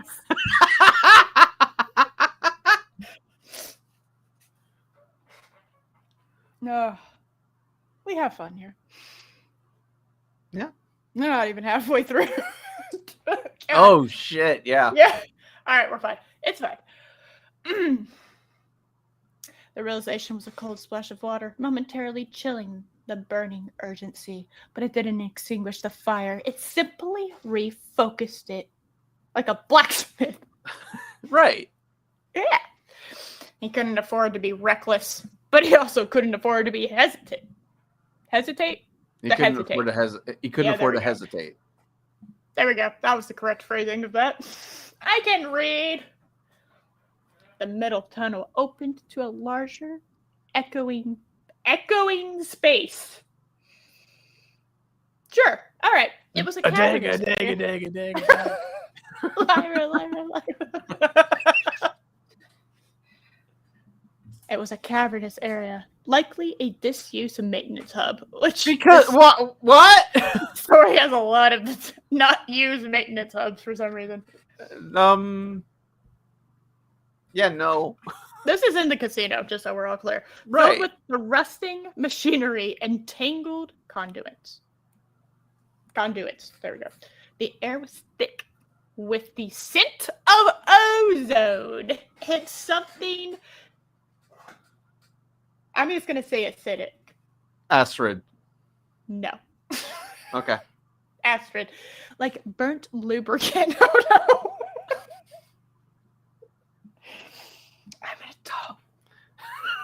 I'm going to talk. Already made the invisible barriers joke. Let's move on. We're moving on. He moved cautiously, his hand hovering over the sidearm holstered at his hip. What? Okay. They let you in here with a gun? You've had this the whole time? Yeah. Cool. Great. I've noticed that's actually a consistency with this character. He just... the story then tells us that he has a firearm. And you just think back and you go, this whole time he's had a firearm. All of what happened before, he had a gun. This whole time. Okay. Nice. Okay. All right. A sudden glare of light erupted from the far side of the cavern. Are you ready? You are not. Momentarily blinding him. Before his eyes could adjust, a concussive blast slammed into him, throwing him backwards against the tunnel entrance. His head struck the concrete with a sickening flood, sickeningly, whatever. Yes. Sickening thud. I fucking messed up my rhythm. I'm starting over. His head struck with concrete with a sickening thud. Stars exploding behind his eyelids. The world tilted, the cavern dissolving into a dizzying kaleidoscope of light and shadow. And he felt a searing pain in his shoulder as something hot and sharp pierced through his tactical vest that he's been wearing, apparently. Okay. I'm now just picturing he still has like the jacket and the tie, but it's now over the bulletproof vest. Yes. And he's like, no one will know. No one will know. Heavy footsteps pounded towards him, the sound echoing in the vast space. He tried to rise, to push himself away from the blinding light, but his limbs felt leaden, unresponsive. A heavy boot landed squarely on his chest and pinned him to the ground. The pressure was immense, crushing the air from his lungs. He gasped, vision blurring. Have fun. Okay. Have fun. Well. I'm trying to do Keanu Reeves. I know. A gruff voice rumbled, laced with a cruel amusement. Look what the cat dragged in. Or rather, what Silas's Thorn's dogs have finally cornered. It kind of sounds like Silas.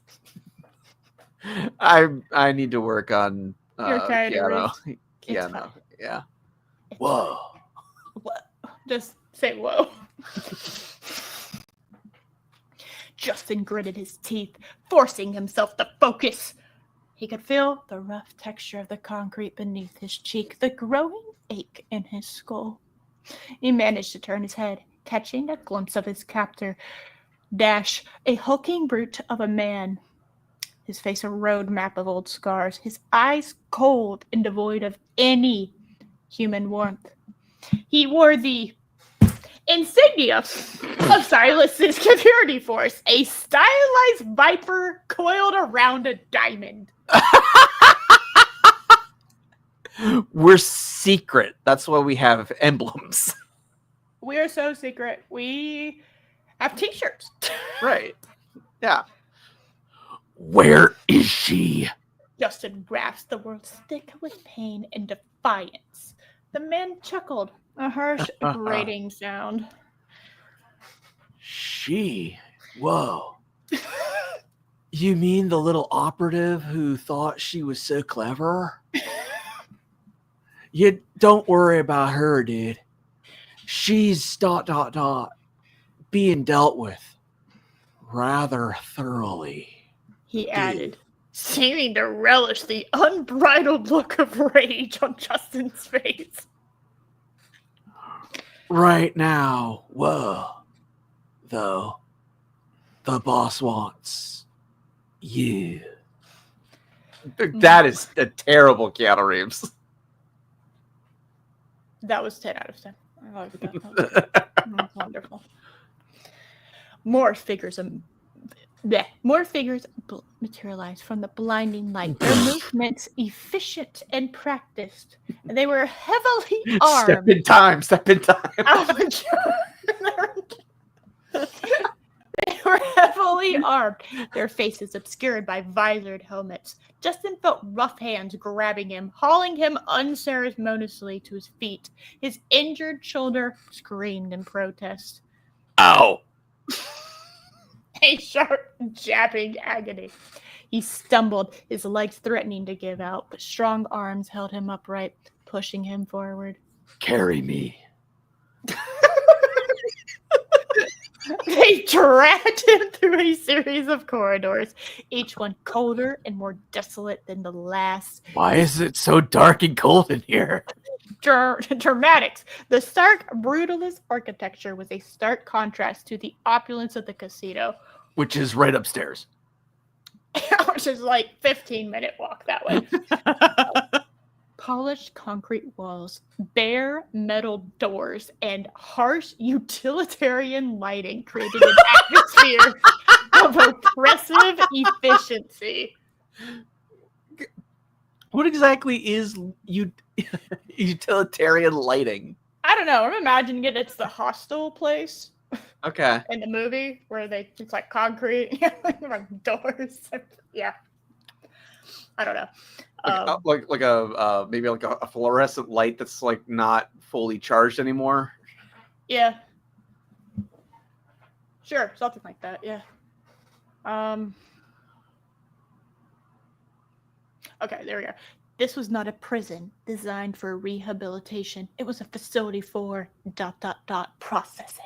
At a casino? 2 hallways down from the casino for breaking.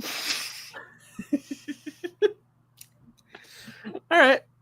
He caught glimpses of Lyra's face in his mind's eye. Gosh. Which glimpses in your mind's eye? It's just there. He's very dramatic. I don't know. Okay. Anybody else would say, I'm thinking of her, and that's not how Justin thinks. I have to look around with my mind in order to see her face. Yeah. What? Her icy determination, her ironclad strength, her fiery defiance, ... He had to hold on. Her willingness to sacrifice the ship for dead owls. Oh my God! I will not let that go. Her willing to blow up the crew for lulz. And she failed. And she failed because the ship said, no. She failed at blowing up the ship. Yes. But everyone still acted like it was a noble sacrifice. It was great. Yes. It was I just like blowing up the ship was just a minor inconvenience. I just like the idea that she has. I just like the idea that everyone thinks that oh, you did such a good job. You're so brave. You fit it. And then you cut to the Alliance, and the Alliance is like, the Alliance is us, and we're like, no. I read the logs. Okay, you blew up the ship, and for no reason, it said no and didn't blow up. We sent the override signal when we got your stupid message. I like to think of it as didn't we have the joke that that's how the ships grow? They have to molt. Yes, we said it went from being like a yellow Swiss cheese to a queso. Right, yeah. Yes, and it molted. It evolved to its higher form of queso. Right. Yes. He had to hold on. He had to endure. Oh my god, we're so dramatic here. My favorite word. They shoved him into a sterile chamber. Well, I mean, at least it's clean. At least it's clean, yeah. The door hissing shut behind him with an unnerving finality. The room was sparsely furnished. A single uncomfortable-looking chair bolted to the floor. A metal table that seemed fused to the wall. What's that stick in the middle of the chair for? Oh god.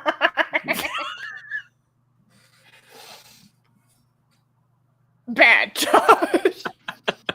It said uncomfortable. Yeah. Well, yeah. Bad Josh. The air was cold, biting, and carried a faint metallic tang that Justin recognized as residual disinfectant. Well, I mean, it does say that the chamber was sterile, so it's clean. Yeah, you did clean it. Yeah, Or perhaps that was nice of them. It was, hey, it's not dirty. That's my biggest worry right now. I am not an animal. I wouldn't do that to someone, putting him in a gross cage. No. Ew. Shit's clean, okay? Or perhaps something far more sinister. Oh my god. Oh my god. Oh my god. Silas Thorne stood by the table, a picture of calm malevolence. Hi. He had noticeably changed attire since Justin had last seen him. Like 10 minutes ago. I don't know how much time has passed.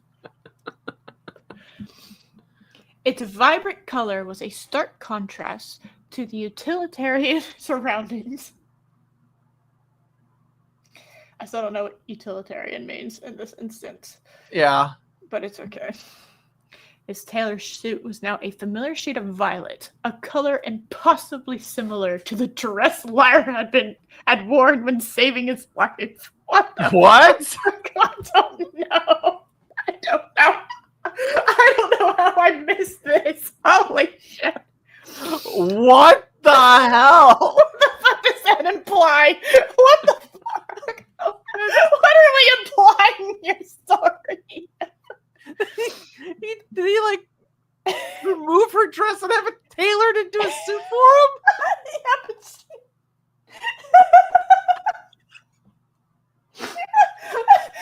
the second alternative is he saw her in the dress, knew what he was gonna do, and then very quickly called his tailor and fucking had the suit. Just to mess with them. He had to take pictures and color match it appropriately. Oh, that's a good color. Yeah, no, more blue.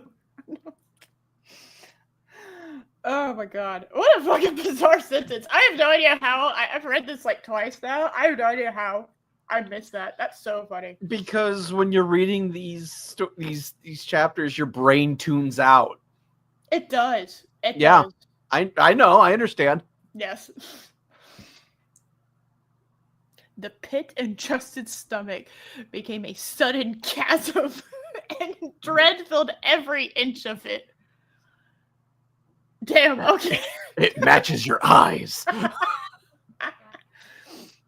A faint, almost imperceptible smile played on Silas's lips, a smile that promised pain.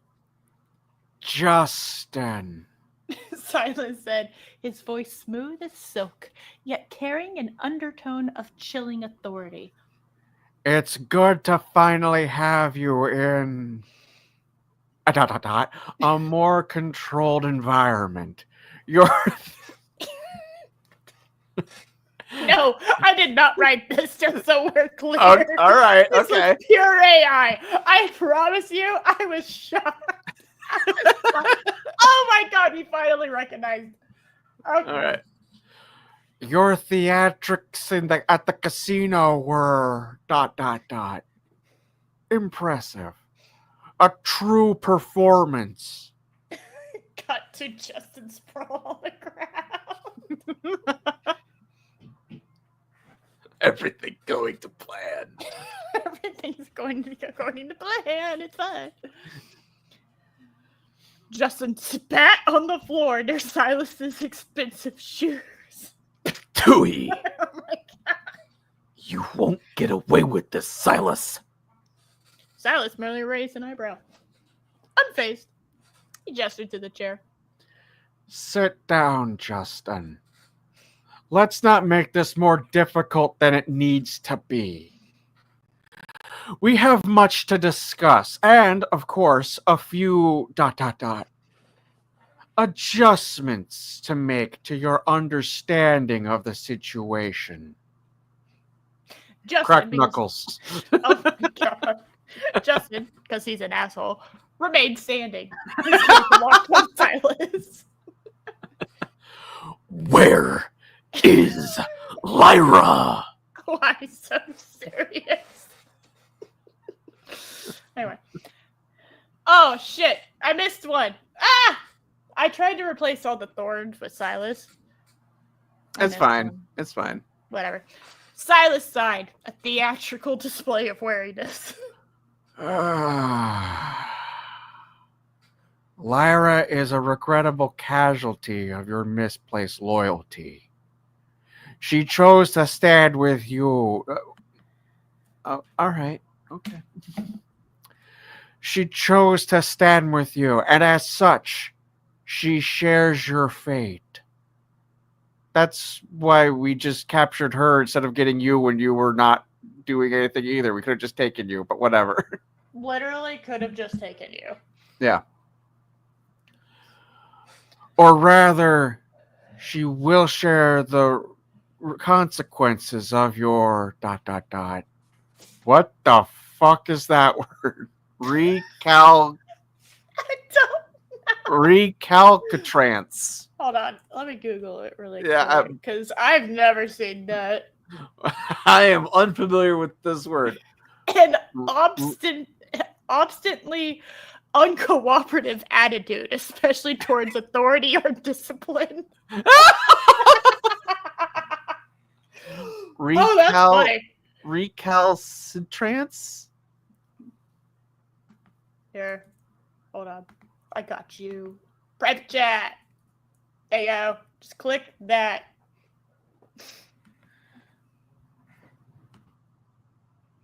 Recalcitrance, I think is what it just said.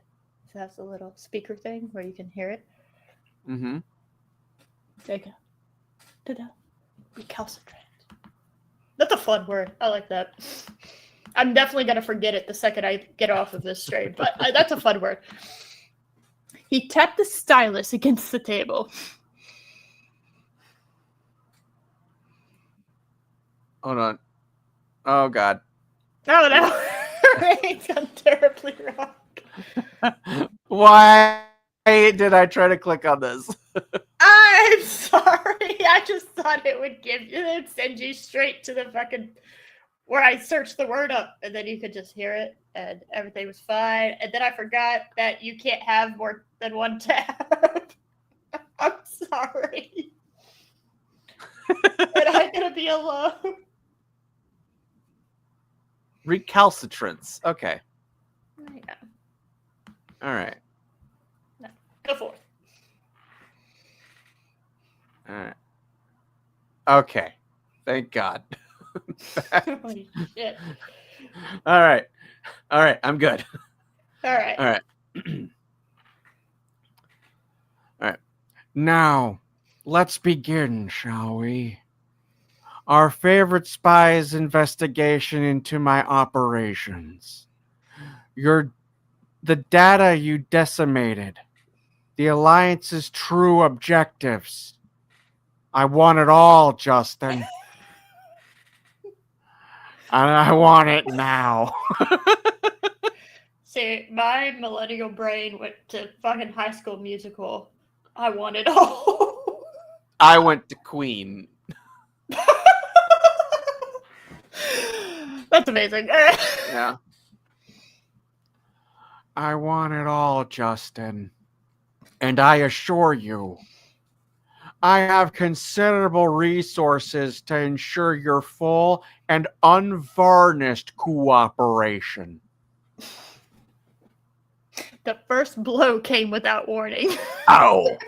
Silas didn't move. But one of his enforcers, a hulking man whose features Justin hadn't registered in his dazed state, stepped forward and delivered a brutal elbow to Justin's gut. The air was driven from his lungs in a painful gasp, and he doubled over, gagging.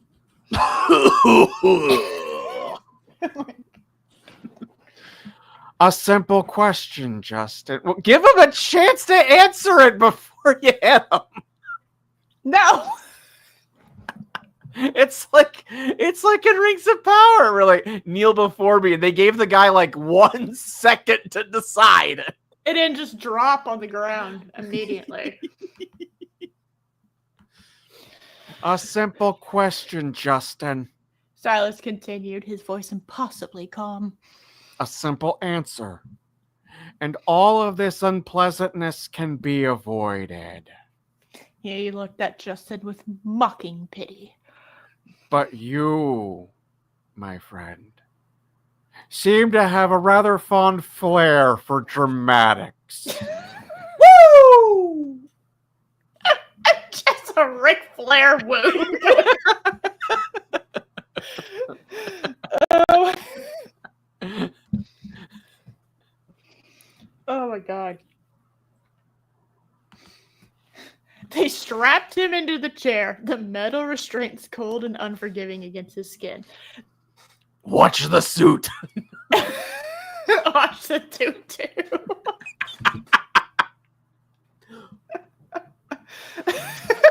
The enforcers worked with brutal efficiency, their movements precise and detached, as if they were performing a routine maintenance procedure. Another day, another dollar.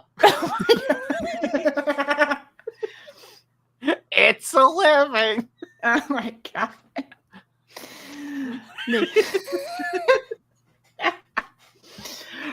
Oh my god. You know, like a Flintstones Yes. appliance. Oh my god. I'm fine. I'm fine. It's fine. Okay. I'm laughing too much again. I swear, this I can see anything ain't doing shit. Alright. They secured his wrists and ankles, leaving him exposed and vulnerable. Soak it in. Stop! Oh my god. Oh. The interrogation began. It was a systematic dismantling of his will, a calculated assault on his mind and body. They didn't just inflict pain. They dissected it, Oh my cataloged god. it, and then amplified it. I told you you were not ready. You were not ready for this these next like 7 pages, okay? You are not ready for what you're about to witness. It is so unhinged. There is a torture scene after the casino, after he wins in Casino Royale. Right. Okay. Okay. That is what I'm talking about. All right. No, they do not use the method they famously use in that one. Mm-hmm. You know what method that is, right? Oh, again, it's been so long since I've seen it. They cut the bottom of the chair off and then use a tightly bound like a stick that has a rope on it with a large knotted like ball of rope. And then they On tie it top to his tip. balls, right? No, they hit him in the balls with it. Okay.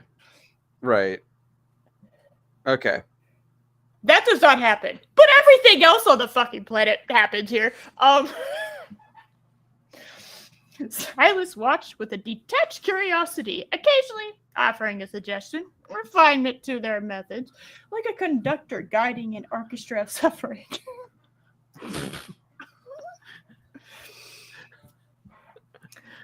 I need the strings louder. Oh my god. They started with simple questions, disguised as casual inquiries. Which one could say we're... I'm sorry, just one could say a casual inquiry is a simple question, but that's okay. Yeah. What was your primary motivation in exposing the Shadow Council? Then, as Justin remained silent, the pressure escalated. They used sonic emitters, emitting frequencies that vibrated deep within his bones, creating a relentless, maddening hum that gnawed at his sanity. They alternated... Because I'm so sane so far. So fucking sane. They alternated between intense heat and freezing cold, his body racked with violent shivers one moment, then burning with an almost unbearable fever the next. Oh my god. I told you. Justin focused on Lyra. He pictured her face, her unwavering resolve, her belief in the cause. He clung to her memory. For working for the organization that he wants nothing to do with. Correct. Okay, just so we're clear. Yes. He clung to her memory like a lifeline in a raging sea. His mind fell back on the years of alliance trading, reciting its core tenets like a mantra. A mantra. Justice, truth, the unwavering pursuit of a better future. You have valuable information, Justin. Stop! No! Do not do that noise again. I will put you in timeout. No! No, sir. That is not allowed in this dojo. All right.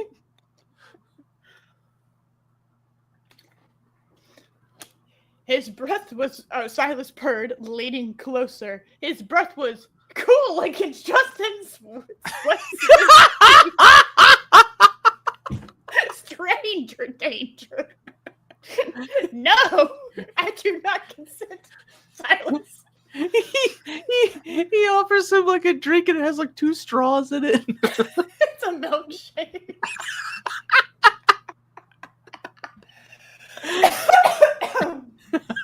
I don't know where the hell this came from. This came out of absolutely nowhere. There's nothing after this that even indicates it. So I don't know. It's got very gay. Information that could destabilize entire sectors. Like the George sector. George sector. Very Call back. Yeah. Information that could expose even more ... powerful entities than myself. Why protect them? Why not share it with me? We could be allies, you know. We're not so different, you and I. We both understand the necessity of ... order, of the need for control. I'm so happy I got to say we're not so different, you and I. I can't believe that AI wrote that. Such a cliche, I love it. What the? Oh, my God. Justin gritted his teeth, the muscles in his jaw clenching.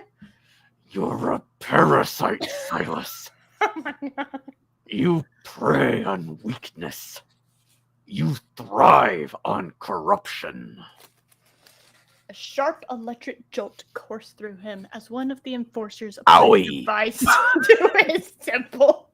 He cried out, Owie. His body convulsing under the restraints. The pain was blinding, searing. I want my mom. I want my mommy. Oh my god. Holy shit. I wasn't expecting to do this much, Justin. All right. I know. I'm sorry. It's a lot. There's no fucking Lyra. There's nothing. Okay. It's just you talking to yourself for like the rest of the chapter. Okay. Does Cammy ever come back? Or did it completely forget her? I can't confirm nor deny. If All right. Okay. I will not give any spoilers, or I will not. There are no spoilers to give because we don't know if she comes back. Okay. All right. It's That's fine. fair. It's fine. Yeah. All right. Everything's fine. A harsh assessment. Silas said mildly, waving his hand dismissively as if discussing the weather.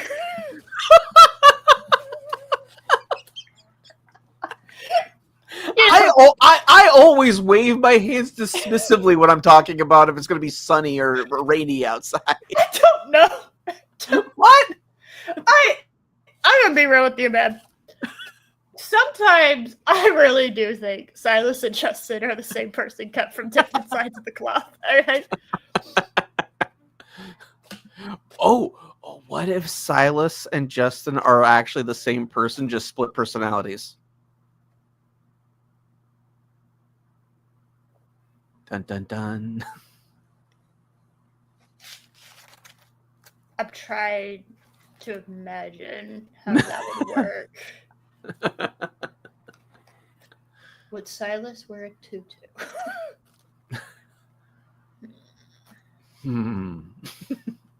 These are very important questions. These are the most important questions. Right. A harsh assessment. Silas said mildly, waving his hand dismissively as if discussing the weather. But perhaps... ... accurate. Wait, what? I don't know. Oh, he's saying that. Oh, I'm a parasite. You're a parasite. You prey on weakness. You thrive on corruption. Accurate. That's fair. Maybe. All right. But perhaps ... accurate. However, even parasites have their purpose. And my purpose, Justin, is to survive. To ensure my continued prosperity. And you, with your idealistic notions, are a threat to that. But you are also ... a potential asset. And a potential ass. A guaranteed ass. They use a series of escalating interrogation techniques. Yes, boys and girls, we are just getting started. Oh my God. Waterboarding, sensory deprivation, psychological manipulation. They played on his fears, conjuring phantoms of Lyra's suffering, playing her screams of agony, whispering doubts about her loyalty, about his own capabilities. They showed him doctored footage of her broken body. Oh my God! They fabricated evidence showing her committing the ultimate betrayal. Endless torture meticulously designed to shatter its conviction. They fabricated evidence showing her committing the ultimate betrayal.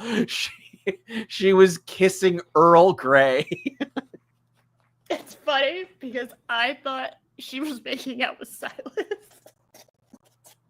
But I like the idea of it being Earl Grey because in the last book, in the one inspired by motion picture, Right. she does start talking about him a little. Oddly, you're kind of like, Well, remember, Lyra? she was Kirk in that one. I know. I was like, Lyra, Yeah. why you? You're like being a little sussy wussy. All right. When Earl turned into a cat, did that unlock something inside of you? And you went, oh, a furry. Oh my god. What's going on here? Where he started playing the xylophone. Or was it the xylophone? It was the xylophone. It had to be the xylophone. Come on. The sexiest instrument. Oh my god. Oh my god. Okay. Hours bled into an eternity. Tell me about it.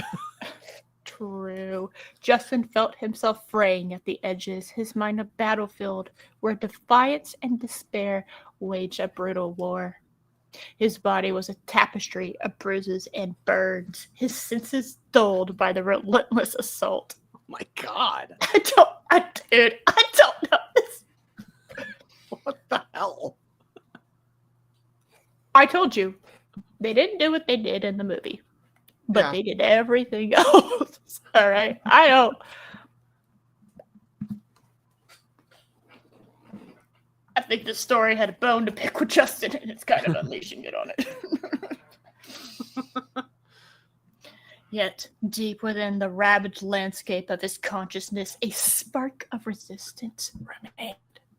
Fueled by the Meanwhile, in reality, they're just like his hands are just like handcuffed, like behind a chair. They're just like asking him basic questions. This is just how he's interpreting the whole thing. Yeah. He's just being drama. Like, he's just being a viewer. They tortured me for hours. So, what do you know? Oh, do you want some water? They water Reported me.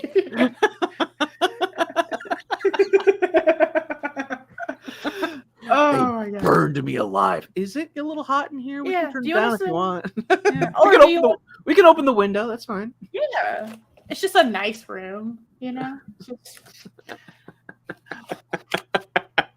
I love it. I love that it's so funny. It's not happening at all. it's just how he interprets it. I love it.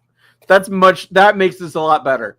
Well, I will say, even though pretty much the story doesn't give a shit what happened in the first chapter, we did learn something very important in the first chapter. Whenever it is Justin's point of view, Mhm. he is an incredibly unreliable narrator because he is Yes. so like he has like if you took a Vulcan's unbridled emotions, okay, and you like exponentially amplified it, okay, you stuck it in Justin, but then you had him be like a Vulcan. Except he'd have these bursts, these outbursts of fucking. He's just unhinged. He's an unhinged Vulcan, is essentially what he is. But nothing's actually happening. So he's just reacting to normal shit going on. Oh, Lyra's missing? Okay, well, sit down. And, it's just a regular police interrogation room. Just, you want some water? Oh, do you want us to turn it down? Is it too hot? Except they're not really even interrogating him. They're just asking questions. They're trying to fill out a report so they can, put out a bolo on her as a missing person. Just nothing. And in reality, she's not even missing. She went to the park. Right.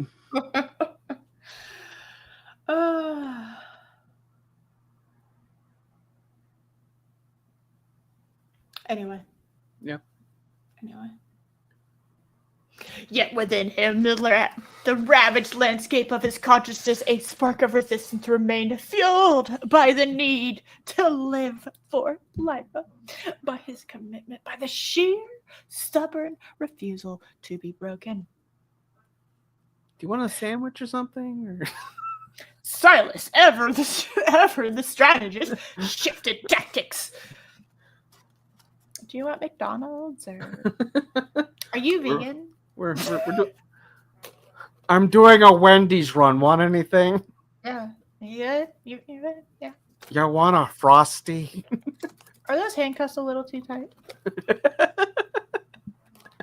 He began to speak of Lyra more directly, of her vulnerability, of the Oh my god! consequence. Next week in the thumbnail, just have like a random Wendy's bag in the back. or Yes, something. hold on.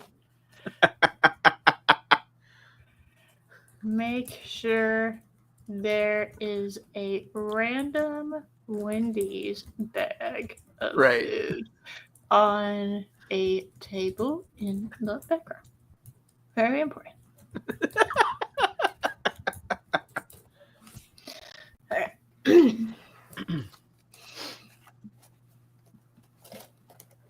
You could have like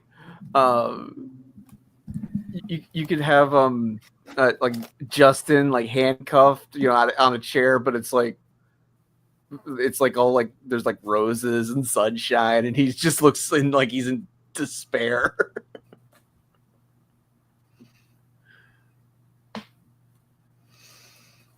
Amazing. Just throwing ideas out. I'm excited. All right. Oh my god. Whew. Okay, I'm fine. I'm fine. Everything's fine. We're good. Mhm. Okay. He began to speak of Lyra more directly, of her vulnerability, of the consequences her defiance would bring. He painted a vivid picture of her suffering, designed to break Justin through the very person he sought to protect. She's strong. I'll give her that. Lila's mused thoughtfully, circling Justin like a predator. I was in Predator. Oh my god.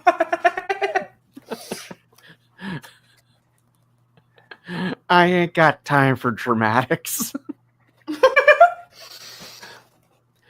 But no, everyone has a breaking point, Justin. As you have no doubt realized, we are very, very good at finding them. And she is oh so close to hers. He paused, his gaze locking onto Justin's. Tell me about the Alliance's command structure. I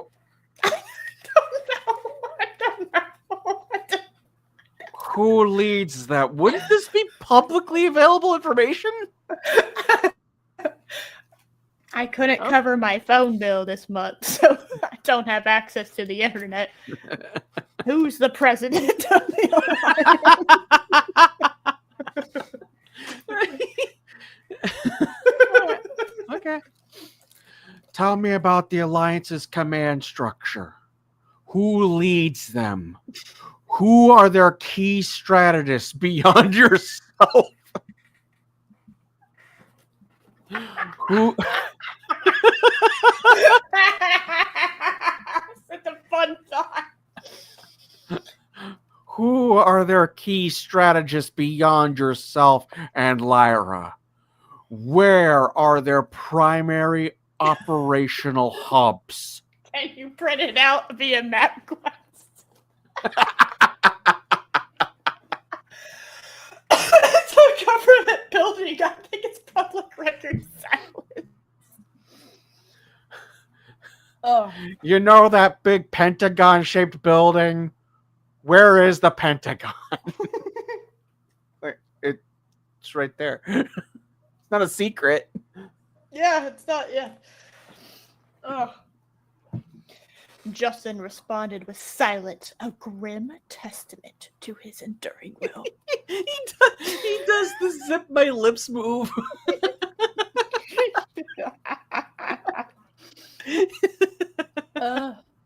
He focused on breathing, maintaining the fragile coherence of his thought.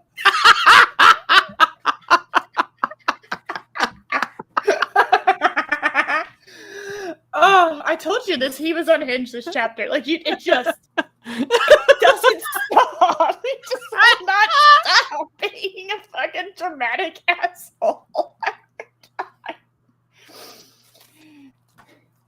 He knew that any information he divulged, no matter how small, could have catastrophic consequences. Yes, telling him publicly recorded information is fine.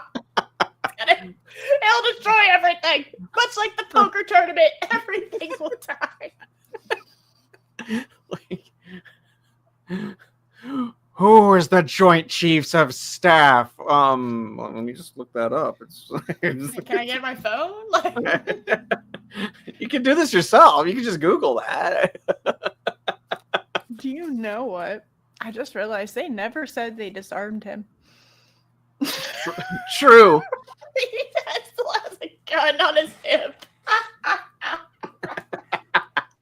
He's just choosing not to use it. He's trying to see if he's made of tougher shit. It's like that Klingon tradition where they zap him. Oh, with the pain sticks? Yeah. Yep. Uh, All right. God help me. Okay, I gotta focus. And O'Brien and Brashear were like desperate to, like, they kept wanting to. How long till we can use these on Worf? At his wedding. my God. They kept waiting so they could inflict pain on him. Whew. Oh my God. Okay, I'm fine. It's fine. Mhm. Okay. Yeah. Whew. All right.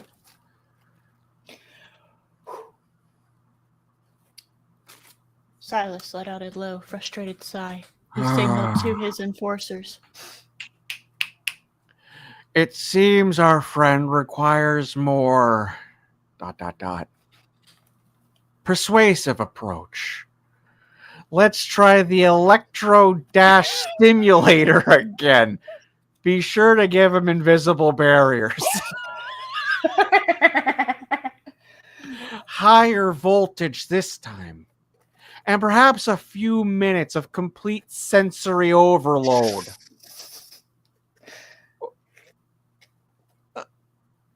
All right. Is that everywhere? All right. Okay. Let's see how his resolve holds up against that. My brain, Josh, my brain just said Silas is edging him.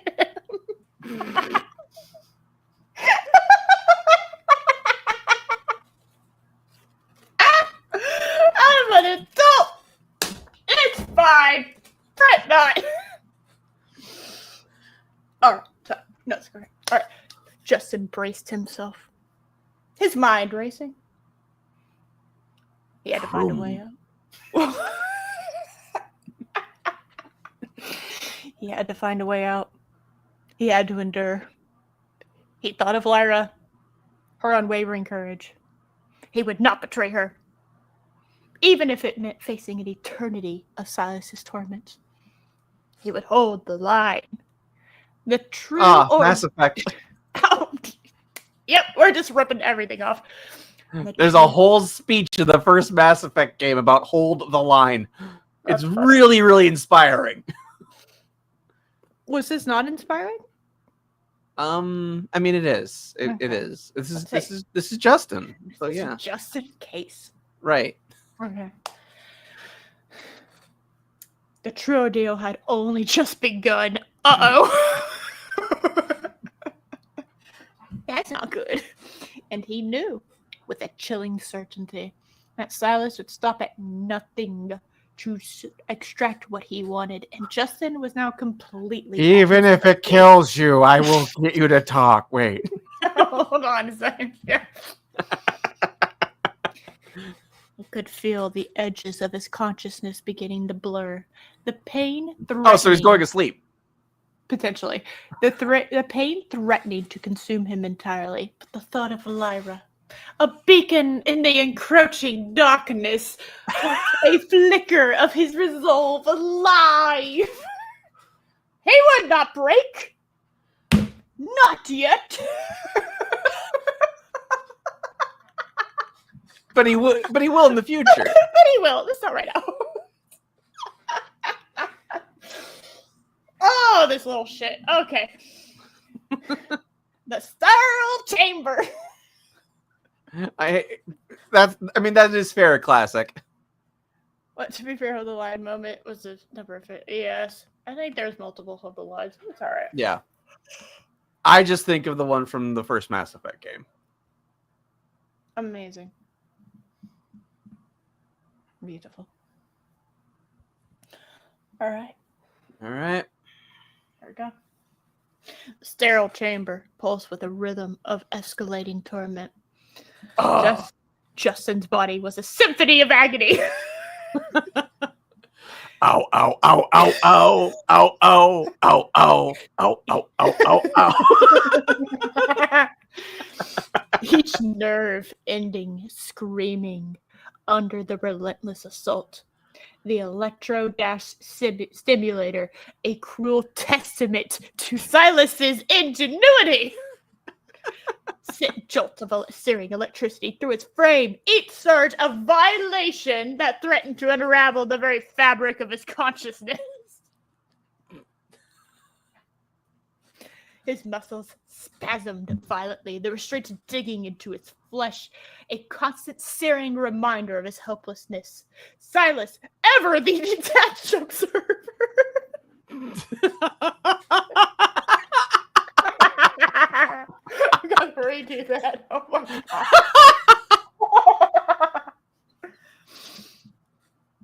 Oh, okay. Story's perfect. It's fine. Silas, ever the detached observer, watched with an unsettling calm, his expression unreadable as he catalogued Justin's reactions, a scientist observing a specimen under extreme duress. Such resilience. Silence murmured, his voice barely audible above the hum of the machinery and Justin's ragged breath. A testament to your training, perhaps. Or that. I can read. It's okay, that's happened to me multiple times this stream. Your brain sees word and then jumps like a paragraph down and you're like, reset. Yep. All right. A testament to your training, perhaps. I'm so glad it's a testament. I kept every testament, don't you worry. All right. Okay. I don't deny testaments. Or simply a stubborn refusal to acknowledge the inevitable. He leaned forward, definitely not to kiss him, his gaze piercing. Are you as turned on as I am? Do we need a physical barrier? All right. Tell me, Justin, what drives such a fervent, almost suicidal loyalty? Or is it the cause, the ideals? Or is it the delusional belief that Lyra awaits your triumphant return? He's on a horse like the Old Spice commercials. And he has long, flowing blonde hair for no apparent reason. As he gallops triumphantly. I love this response because That's appropriate. Yeah. sums up everything that's happened since the torture began. It's like, what? Correct. Yeah. That would be correct. He gets tortured for like 10 pages. I don't know, man. All right. Okie dokie. And it seems like the AI is very much enjoying it. I kind of think we are, but it's funny. We're enjoying it on a completely different level than the AI is. The AI is having a little bit too much fun. We are laughing at the just what? The overzealousness of it all. It's insane. It's perfect. It is perfect. The mention of Lyra was a calculated thrust. Brought to you by Invisible Barriers. Aimed directly at the core of Justin's enduring resistance. God damn. I'm an adult. I'm fine. But I don't. A fleeting image of her face, determined, and brave flashed behind his eyes. A bittersweet pang that fueled his silence. They could break his body, they could warp his mind, but they would never break his spirit. Not if They it may, meant. they may take our minds, but they'll never take our freedom. Thank you. I was thinking that while I was being dramatic statement. Not if it meant betraying her. He focused on her, on their shared purpose, and definitely not their feelings. All right. On the hope for a future where such darkness would not We have prevail. so many hands left to hold. No. Maybe. Okay. Maybe. That is Earl and Arwen's thing. I think Justin and Lyra's thing is they just gaze at each other. And then Justin goes up to touch her face and then doesn't touch. And then something interrupts them and they don't talk about it. So I think that's their thing.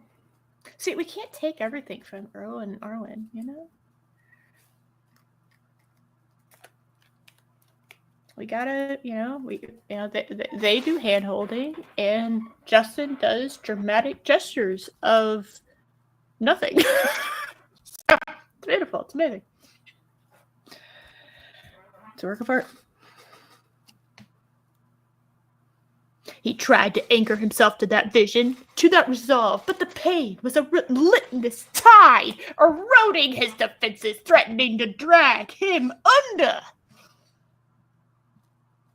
The enforcers, grim and efficient, returned with a new device. It was a sleek, metallic orb, humming with an unnerving energy.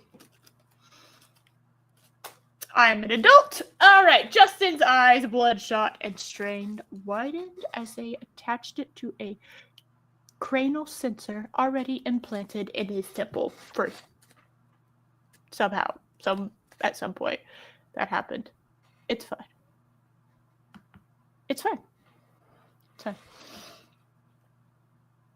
He braced himself for another jolt, another wave of unbearable sensation. Mm-hmm. Okay.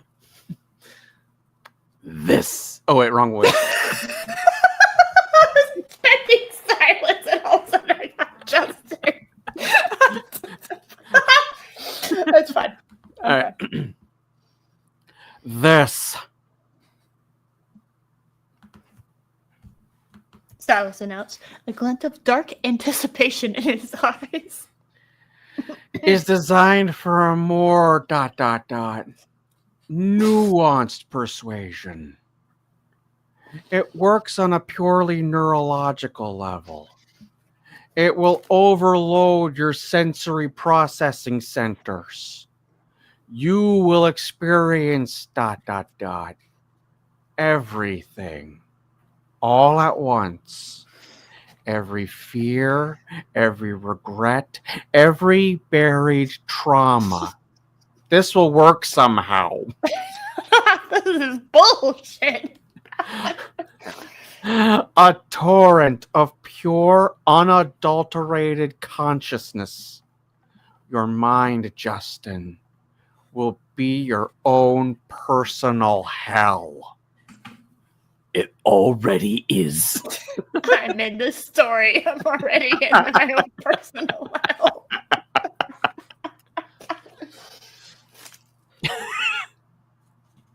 True. The device activated. It wasn't the sharp, piercing pain of the electro-dash stimulator, but a subtler, more insidious assault. It was a cacophony of sensations, a tidal wave of disjointed images and amplified emotions crashing against the shores of his awareness. The sterile room dissolved, replaced by fleeting glimpses of childhood memories I would fucking love. to know what Justin's childhood was like. I picture him like focusing on every single mistake he ever made. See, I'm imagining Justin as a child still wearing a sparkly green suit. Like, I'm picturing him like playing like Little League, but he doesn't remember the home runs. He remembers every single error.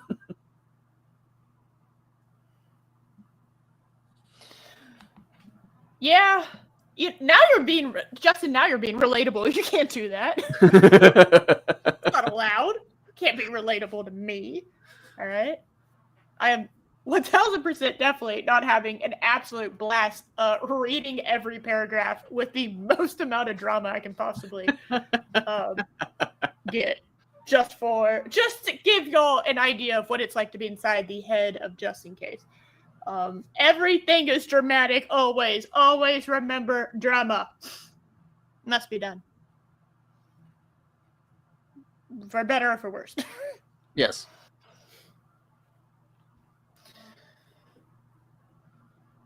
The sterile room dissolved, replaced by fleeting glimpses of childhood memories, of Lyra's laughter for some reason, of the crushing weight of past failures. Fear, cold and absolute, began to coil in his gut. The carefully constructed walls of his resolve began to crumble, brick by agonizing brick. He felt a desperate urge to scream, to thrash, to do anything to escape the onslaught, but his limbs remained bound, and his body a prison. Silas watched, his eyes curved into a predatory smile. I wasn't Predator. Nah. Tell me what you know about the Shadow Council, Justin, because That's important. I need to know what you know about my boss. What do you know? What do I know about you know? What do you know about I know? I don't know. Do you know? Do you know, Justin? Do you know, Justin? My usual answer to if Justin knows something is probably no. The usual safe bet. Anyway, Justin's breath hitched. I was like, his breath hitched, damn it. Hitch your breath. The Shadow Council. The name sent a shiver down his spine. A primal instinct for self-preservation warring with his mission. Okay. He knew how vital that information was. All right. How dangerous the organization truly was. Lyra had warned him. Silas's true power lay not in his own operations, but in his connections to this clandestine network. Sure. Okay. All right. Okay. Whatever. Just as the torrent of mental torment. What a fucking word. Okay. Just as the torrent. Okay. Just as the torrent of mental torment threatened to shatter his consciousness completely, a jarring disruption rippled across the chamber. The humming of the sensory overload device sputtered, then died. The blinding array of images and sensations abruptly ceased, leaving Justin in a disorienting silence, his mind reeling from the sudden withdrawal. Here we go. A heavy thud echoed from the corridor outside, followed by a muffled shout. Oh! Then a chilling, wet thud. The door to the chamber hissed open, revealing not Silas's enforcers, but a figure cloaked in shadow, moving in an almost supernatural grace. Okay. The newcomer was tall, his build lean but powerful, and he moved with a fluidity that spoke of years of rigorous training. He carried no visible weapon, yet his presence radiated an aura of deadly intent. Do you want to know who I pictured when I read this? I'm envisioning Obi-Wan Kenobi. I thought of Batman. Okay. All right. Who do we? If I end up putting him in the thumbnail, do we want Obi-Wan Kenobi or Batman, or do we want both? We want Ewan. Oh, I see what you As did. No, you don't. You don't know shit. Stop reading ahead, you cheat. I needed to know what voice to do. No. No, you didn't. I approve. Yes. And their biggest fan is not with us today, which is really disappointing. That really is a disappointing. Yeah. Yeah. That is a disappointment. Because when I initially read over this, when I was skimming everything, I saw that. Well, no, actually, when I wrote the synopsis, I made sure this was the name. Okay. So, and it actually listened to me, shockingly. It chooses what it wants. It's like It does. It insisted a day it was going to be a chick. So, Yeah. whatever. Which I still approve of, by the way. And you will continue to approve of it once you see this week's thumbnail. Okay. Justin, still gasping for breath, his vision blurred, could only stare in bewildered astonishment. Huh? Nani? Silas, his smug composure momentarily fractured, whirled around, his hand instinctively reaching for a concealed sidearm. Everyone got a gun. Who the hell are you? Silas snarled, his voice laced with a sudden raw fear. The figure didn't respond verbally. Instead, it moved with blinding speed. One of Silas's enforcers, the one who had been tending to the cranial device, lunged forward, only to be met with a swift, brutal strike to the throat. The man choked, clutching at his airway, his eyes wide with disbelief as he crumpled to the floor, lifeless. Oh my god!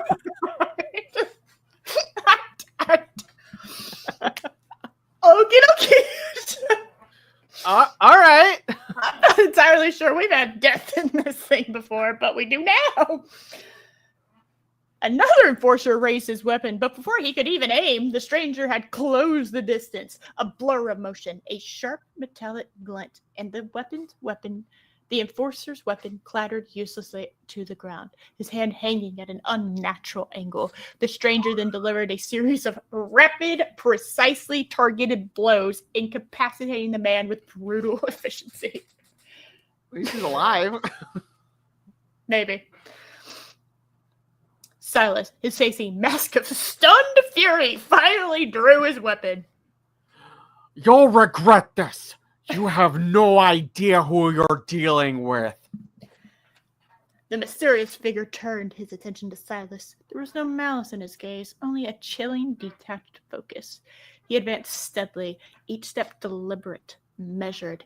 Silas fired, a deafening blast echoing in the confined space. The projectile impacted the wall near the intruder, sending concrete fragments flying. The stranger didn't. Justin moved. A little pebble boink on the forehead.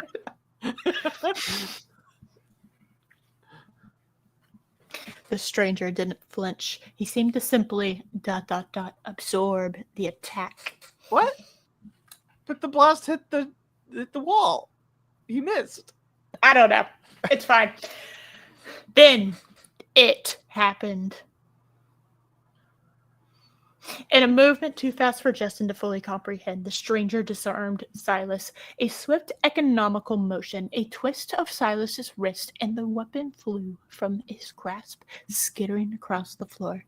Before Silas could react, The stranger had him by the collar, his grip like a vice. Justin watched, breathless. The stranger, with an unnerving calm, dragged the struggling Silas towards the table. What? Silas was a notorious figure, a titan of industry, a ruthless architect of corruption. Yeah, here he was, being manhandled like a common thug. This is a mistake. Silas gasped, struggling against the iron grip. You can't. ... I have influence. ... Connections. ... The stranger's face, now visible in the harsh chamber light, was sharp, angular, his eyes a startlingly pale blue, devoid of any discernible emotion. He looked not like a mercenary or an assassin, but something far more ancient and deadly. There was an unnerving stillness about him, a quiet intensity that promised absolute lethality. So this is what I think Justin thinks he is.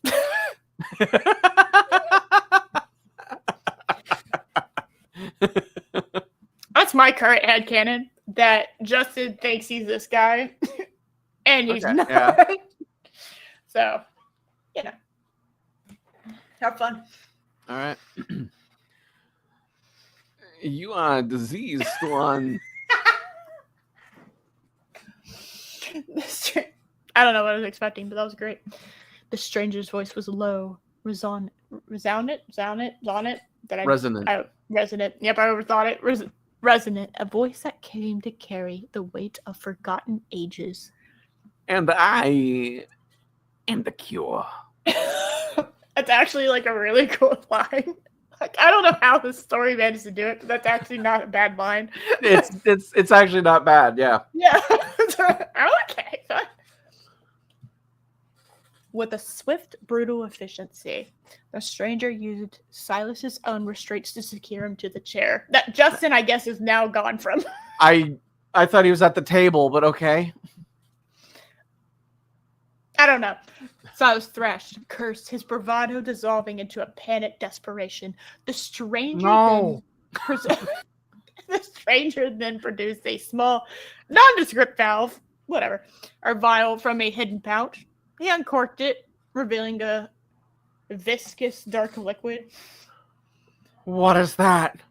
Silas spat, his eyes widening in terror. What are you doing?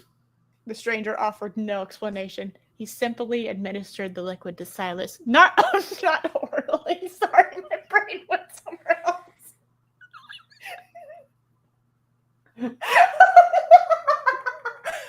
Oh!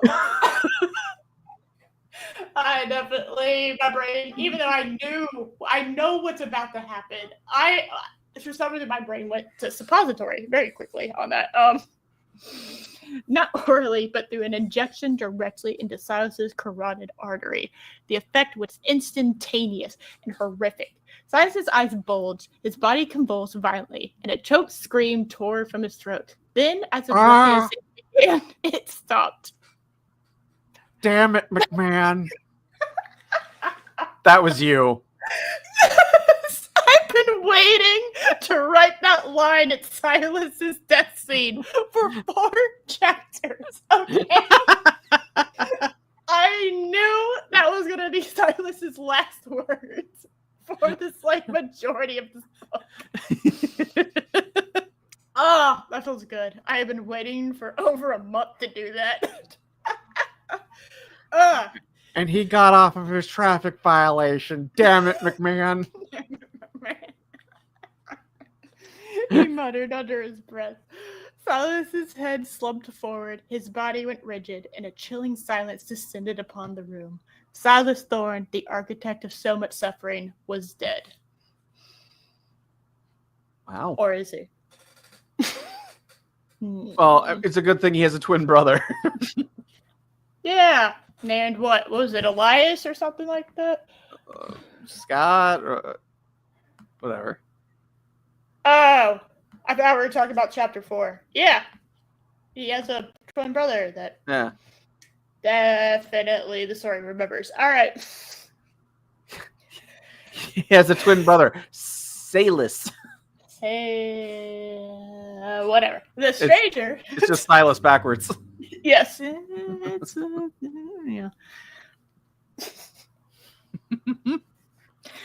The stranger then turned his attention to Justin. Hello. Rochet. He approached the chair. The second chair that has magically spawned. Right. There's only one chair, and you made a big show telling me there was only one chair, and now there's two chairs. Double chair. His movements still calm, deliberate. Justin braced himself, unsure if this was a rescue or a new, more terrifying form of captivity. The stranger reached for the restraint securing Justin. His touch was surprisingly gentle. His his male blue eyes meeting Justin's with an intensity. And I'm gonna redo that whole paragraph. That was bad. All right, the stranger reached for the restraint securing Justin. His touch was surprisingly gentle. His pale blue eyes meeting Justin's with an intensity that was both unnerving and odd. Oh, and ... Very important. Very Oddly reassuring. Silas Thorn is no more. The stranger stated, his voice devoid of triumph. His operations will cease. His network dismantled. Justin found his voice, a rough, dry whisper. Who? ... Who are you? The stranger paused, his gaze sweeping over the carnage in the room. My designation is of no consequence.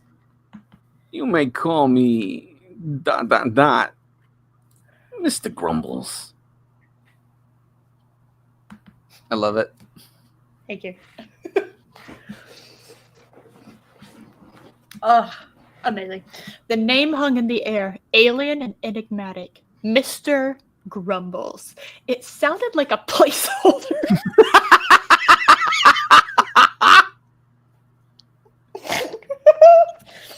I didn't read these last few pages as well. So that God, that's funny. All right. A label for something that defied easy definition. He then produced a small, sophisticated device and began to expertly disengage Justin's restraints. The cold metal loosened and Then why did he tighten it before? I don't know. The cold metal loosened and Justin's limbs, stiff and aching, slowly began to regain sensation. Okay. As the last restraint fell away, Justin slowly pushed himself up from the chair. His body protested with every movement, but the immediate threat had passed. He looked at Silas's lifeless form, then back at Mr. Grumbles, his mind struggling to process the sheer speed and brutality of the events that had transpired. Silas Thorne, a man who had been fighting for so long, had been extinguished in moments, not by his hand, but by this ... enigma. Why? Solid question. Yeah. I don't know. Justin finally managed to ask, his voice still weak. Why did you do this? Why save me? Well, see, you're the title character of this story. So. Oh, okay. Mr. Grumbles inclined his head slightly. Thorn's methods were ... inefficient. His disruption of certain galactic balances were becoming a liability. Are you sure that wasn't Justin's methods of trying to stop Thorn? What? Wait. How? My purpose is to rectify such imbalances. Your actions, while ... dramatic, were a catalyst for the necessary intervention. So Justin's drama and diva-ness actually helped. Okay. I'm not entirely sure the galaxy would agree, but, Yeah. it's fine. I stay with Justin. Mm-hmm. Justin felt a surge of confusion mingled with a desperate curiosity.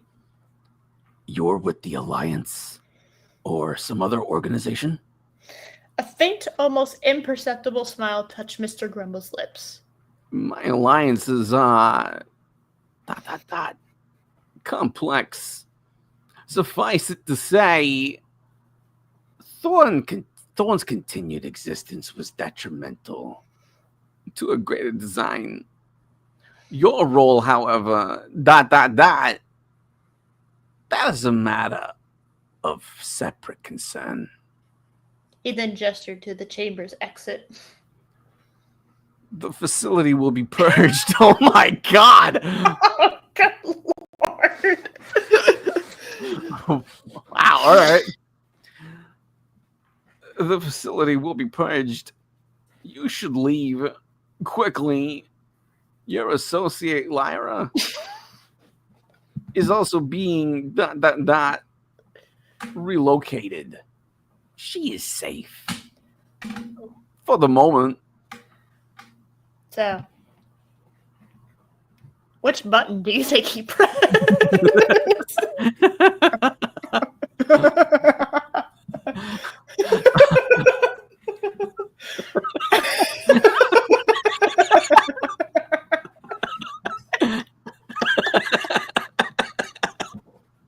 I'm gonna guess being dramatic.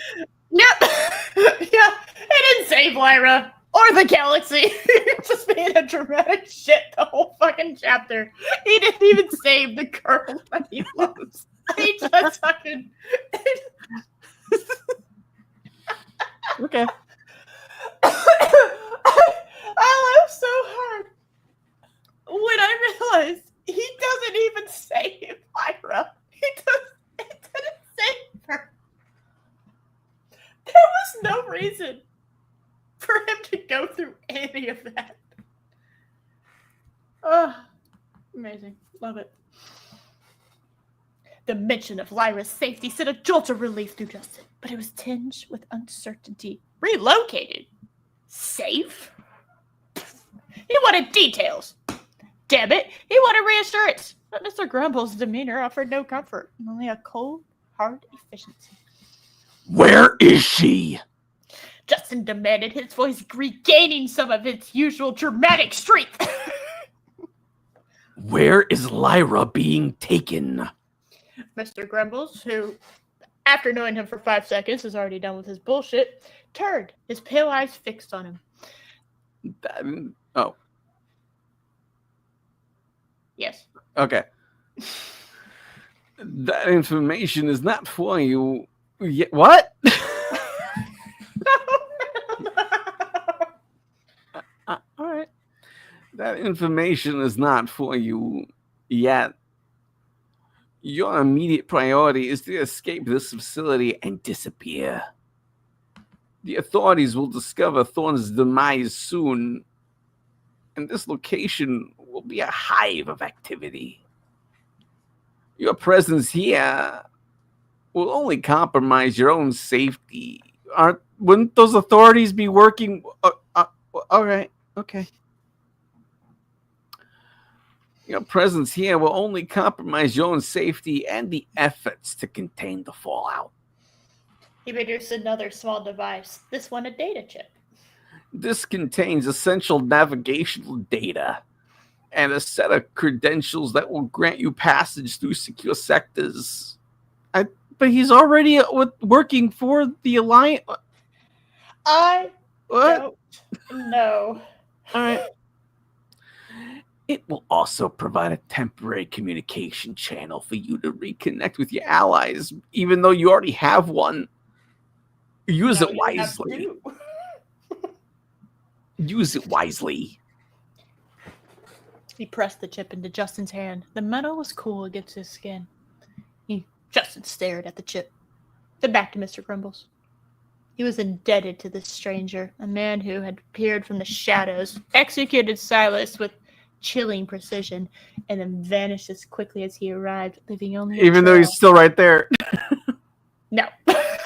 he is gone. He will come back briefly to talk, as if he didn't leave, leaving a trail of cryptic words and a dead adversary. He was a ghost, a phantom force, and his motivations remain shrouded in mystery. Thank you. Justin said, the word feeling inadequate for the immense debt he owed. For Lyra, for ... everything. Mr. Grumbles simply nodded, his gaze already distant, as if his attention had shifted to a new, unseen objective. Survival, Justin, is the ultimate currency. And you, it seems, are determined to amass a considerable fortune. All right. Sure. With that, Mr. Grumbles turned and melted back into the shadows of the corridor. Bye. And bye, from which he had emerged. Justin heard the faint hiss of a door closing, and then silence. He was alone in the chamber with the lifeless body of Silas Thorne, the metallic tang of blood and disinfectant heavy in the air. The small data chip in his hand. Well, I mean, that's good. He won't get, like, you know, an infection. That's good. That is good. You know. Yeah. We have standards here. Yeah. A small data chip in his hand that represented a lifeline, a mystery, and a terrifying unknown future. He had been rescued, but the identity of his savior and the true nature of his intervention remained a profound and disquieting enigma. Dun, dun, dun! We did it. Holy shit! That was so insane! Wow. Did I disappoint? I don't No. think so. No, that was great. That was insane. What the fuck? Yeah. Oh. Armin's not here. Yeah. Boo. So you might as well share the thumbnail. I might as well share the fucking thumbnail.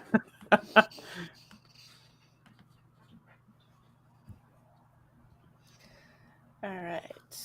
A testament to being dramatic. Oh, did you just notice my thing that I put? Yes. All right.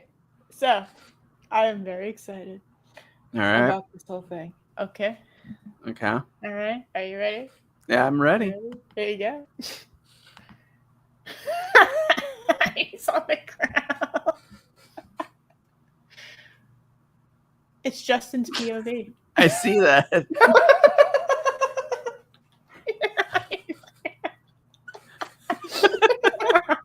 I always wanted to be Justin. I love the tutu. This guy sticking up.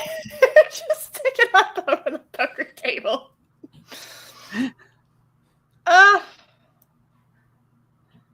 So that's a Dega by the bar, Yeah. right? Okay. Yep.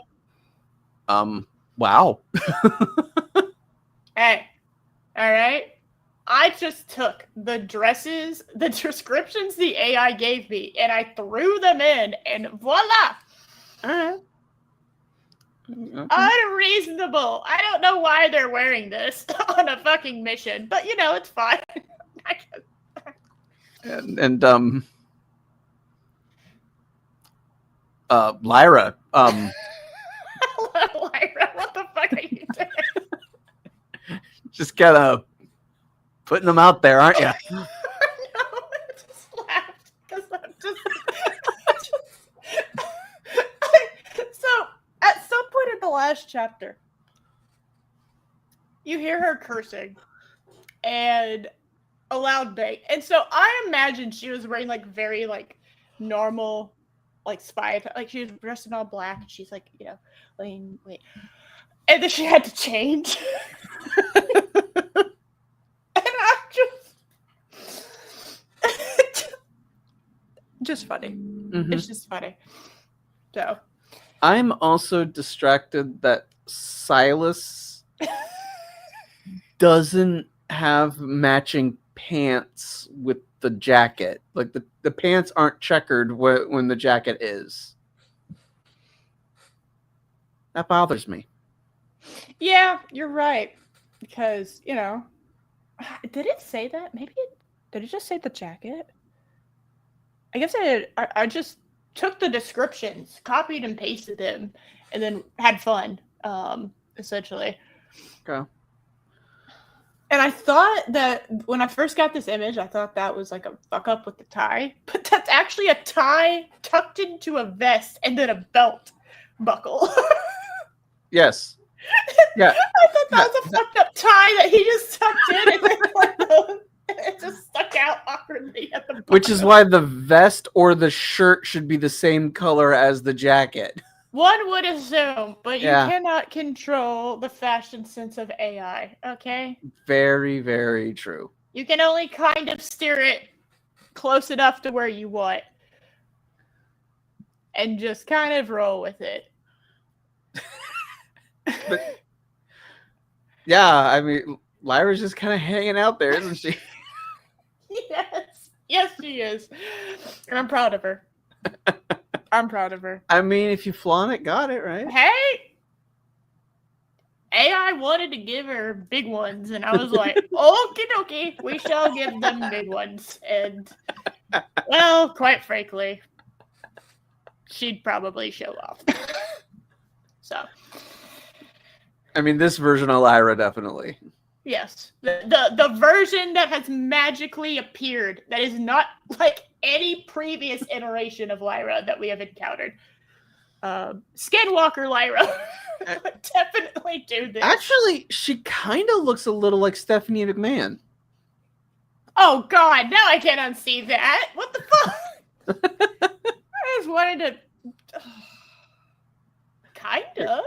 I was trying to figure out who she reminded me of, and I was like, she looks like somebody that I feel like I'm familiar with, but I don't know. I don't know. I couldn't figure it out. Oh my god. Was it Stephanie McMahon? Is that who I was thinking she looked like? Maybe. Maybe. I don't know.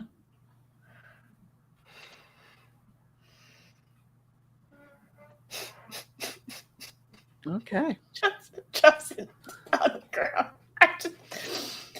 So it has to be sitting up. Okay. So it's like the poker table has been lowered to the ground. Right. And he has to be sitting up on like his elbows. All right. Kind of his forearms bracing him. And Right. his tutu Yeah. is just going floof everywhere in front of it. Lyra's like, hey, did the antidote work? Stop looking at my boobs. Did the antidote work? Are you dying still? Stop up here, Justin. My eyeballs are up. Good God, man. You had a chance a year ago. You don't get to fight. No. All right. Up here. Antidote. Dying. Are you fine? You just have a data. So, like, the idea that this is how close the bar is, and a data couldn't come over. Nope. That is funny. Because he was able to stare at the bar, so the bar had to be close enough that he could stare at it. But if it was close enough for him to stare at it, then it is a laughably short distance. Like, she could have thrown the antidote at him, and it would have been fine. I also love that Silas is sitting on a throne. Yes. He was sitting on like I think like a brown chair in the original, and I was like, no, we will give him more drama.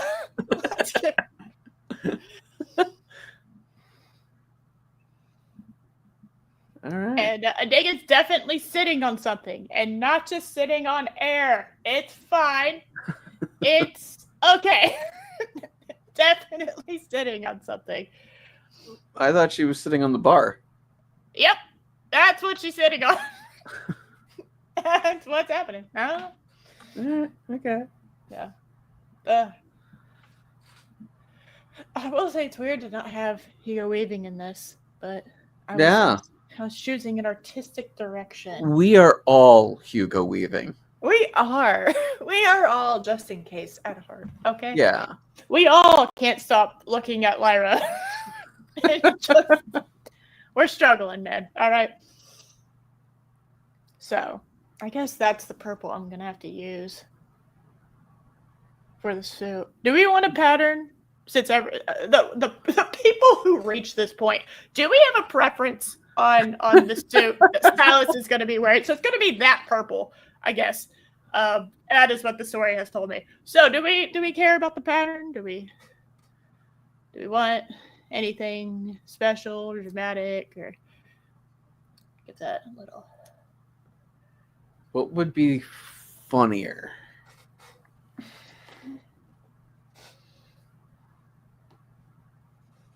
I don't know.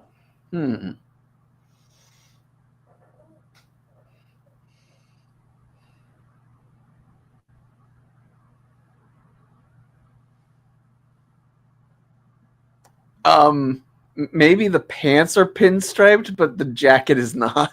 Oh God, it's a fashion nightmare. Pants. Hold on a second. Silas's purple outfit. That is definitely not made out of leather not made out of leather stress. Because I don't know what to do with that information. Especially with seeing how Lyra looks. Yeah. Yeah. And now you understand why I laughed so hard over the idea that that the story's hinting at it was made out of her dress. There is not a lot of fabric to work here. So I don't know what. So it has to be that he saw the purple of her dress and was like, "Hey, Taylor, I need this done stat. Why? Don't ask me why. There's no reason. Okay? All right? You know, I just...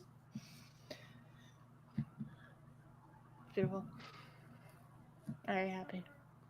I am. Happy I put him on the ground. Yes. I am disappointed that there aren't like two shoes like poking up from the bottom of the skirt. I tried, but okay. I tried to have something like that, but every time I tried, it kind of looked like it looked like an unfortunate position his body was in. Okay. Okay. It was it didn't look good for Justin. All right, and I am only about making Justin look good with the sparkly green too. Of course. Okay. You know. So I opted for he's propping himself up by his arms while laying on the ground, and his legs are under the table. That is what I have opted for as a look. And he has a massive green tutu. It's so massive that it's actually blocking his ability to see the cards in front of him. So. Amazing. I'm happy. And let's be real. Justin got 2 Bond girls. Look at that. True. Look at that. I'm proud. I'm proud.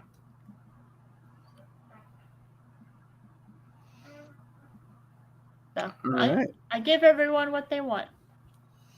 I'm a benevolent host. And I'm hungry. Me too. God damn it. All right. Nobody commented about my thumbnail. Thank you, guys. Rude. Were you too busy looking at Lyra? Her eyes are up there, guys. All right. Yeah. Stop looking at her 2 assets, okay, and look at her face. All right. Okay. All right. Stop being rude. Okay. She is a human, as Justin said earlier. All right. Friendly reminder. Okay. All right. So no show next week because I will be in Fort Worth. I'm not entirely sure about the following week. I think so, but I'm, again, not entirely sure. Maybe. Two massive stress. It's fine. It's great. I'm proud of our girls. I'm proud of our girls. They Yeah. didn't do anything half-assed.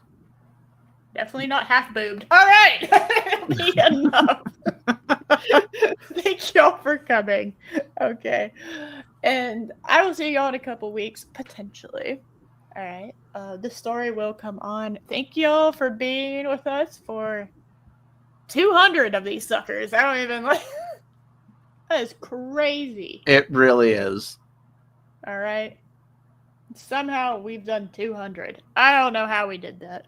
I don't know why we did it. But we're still doing it. We're still doing it. So we will be ever the professionals. Our bonds will continue to be strengthened Yes. meticulously. All right.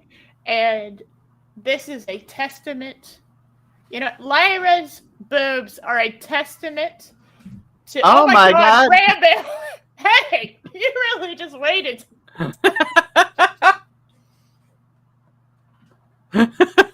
Yeah. Oh my God. Hey, we're about to wrap up. But you can always watch us on. Hey, do not apologize for having a life. Okay, we joke, but it's fine. All right, it's okay. Go nom. It's good. All right, nomming is an acceptable reason to miss the show. So, all right. Very, very true. Thank y'all so much for being around, watching. I will see y'all in 2 to 3 weeks. All right, and you'll know. A testament to That's all you get. It's a testament to ... Thank y'all for coming. There's so many things I could fill that in. It can. It will. And it has. Goodbye, right. everyone. Bye, everyone. Have a great rest of your day. And remember,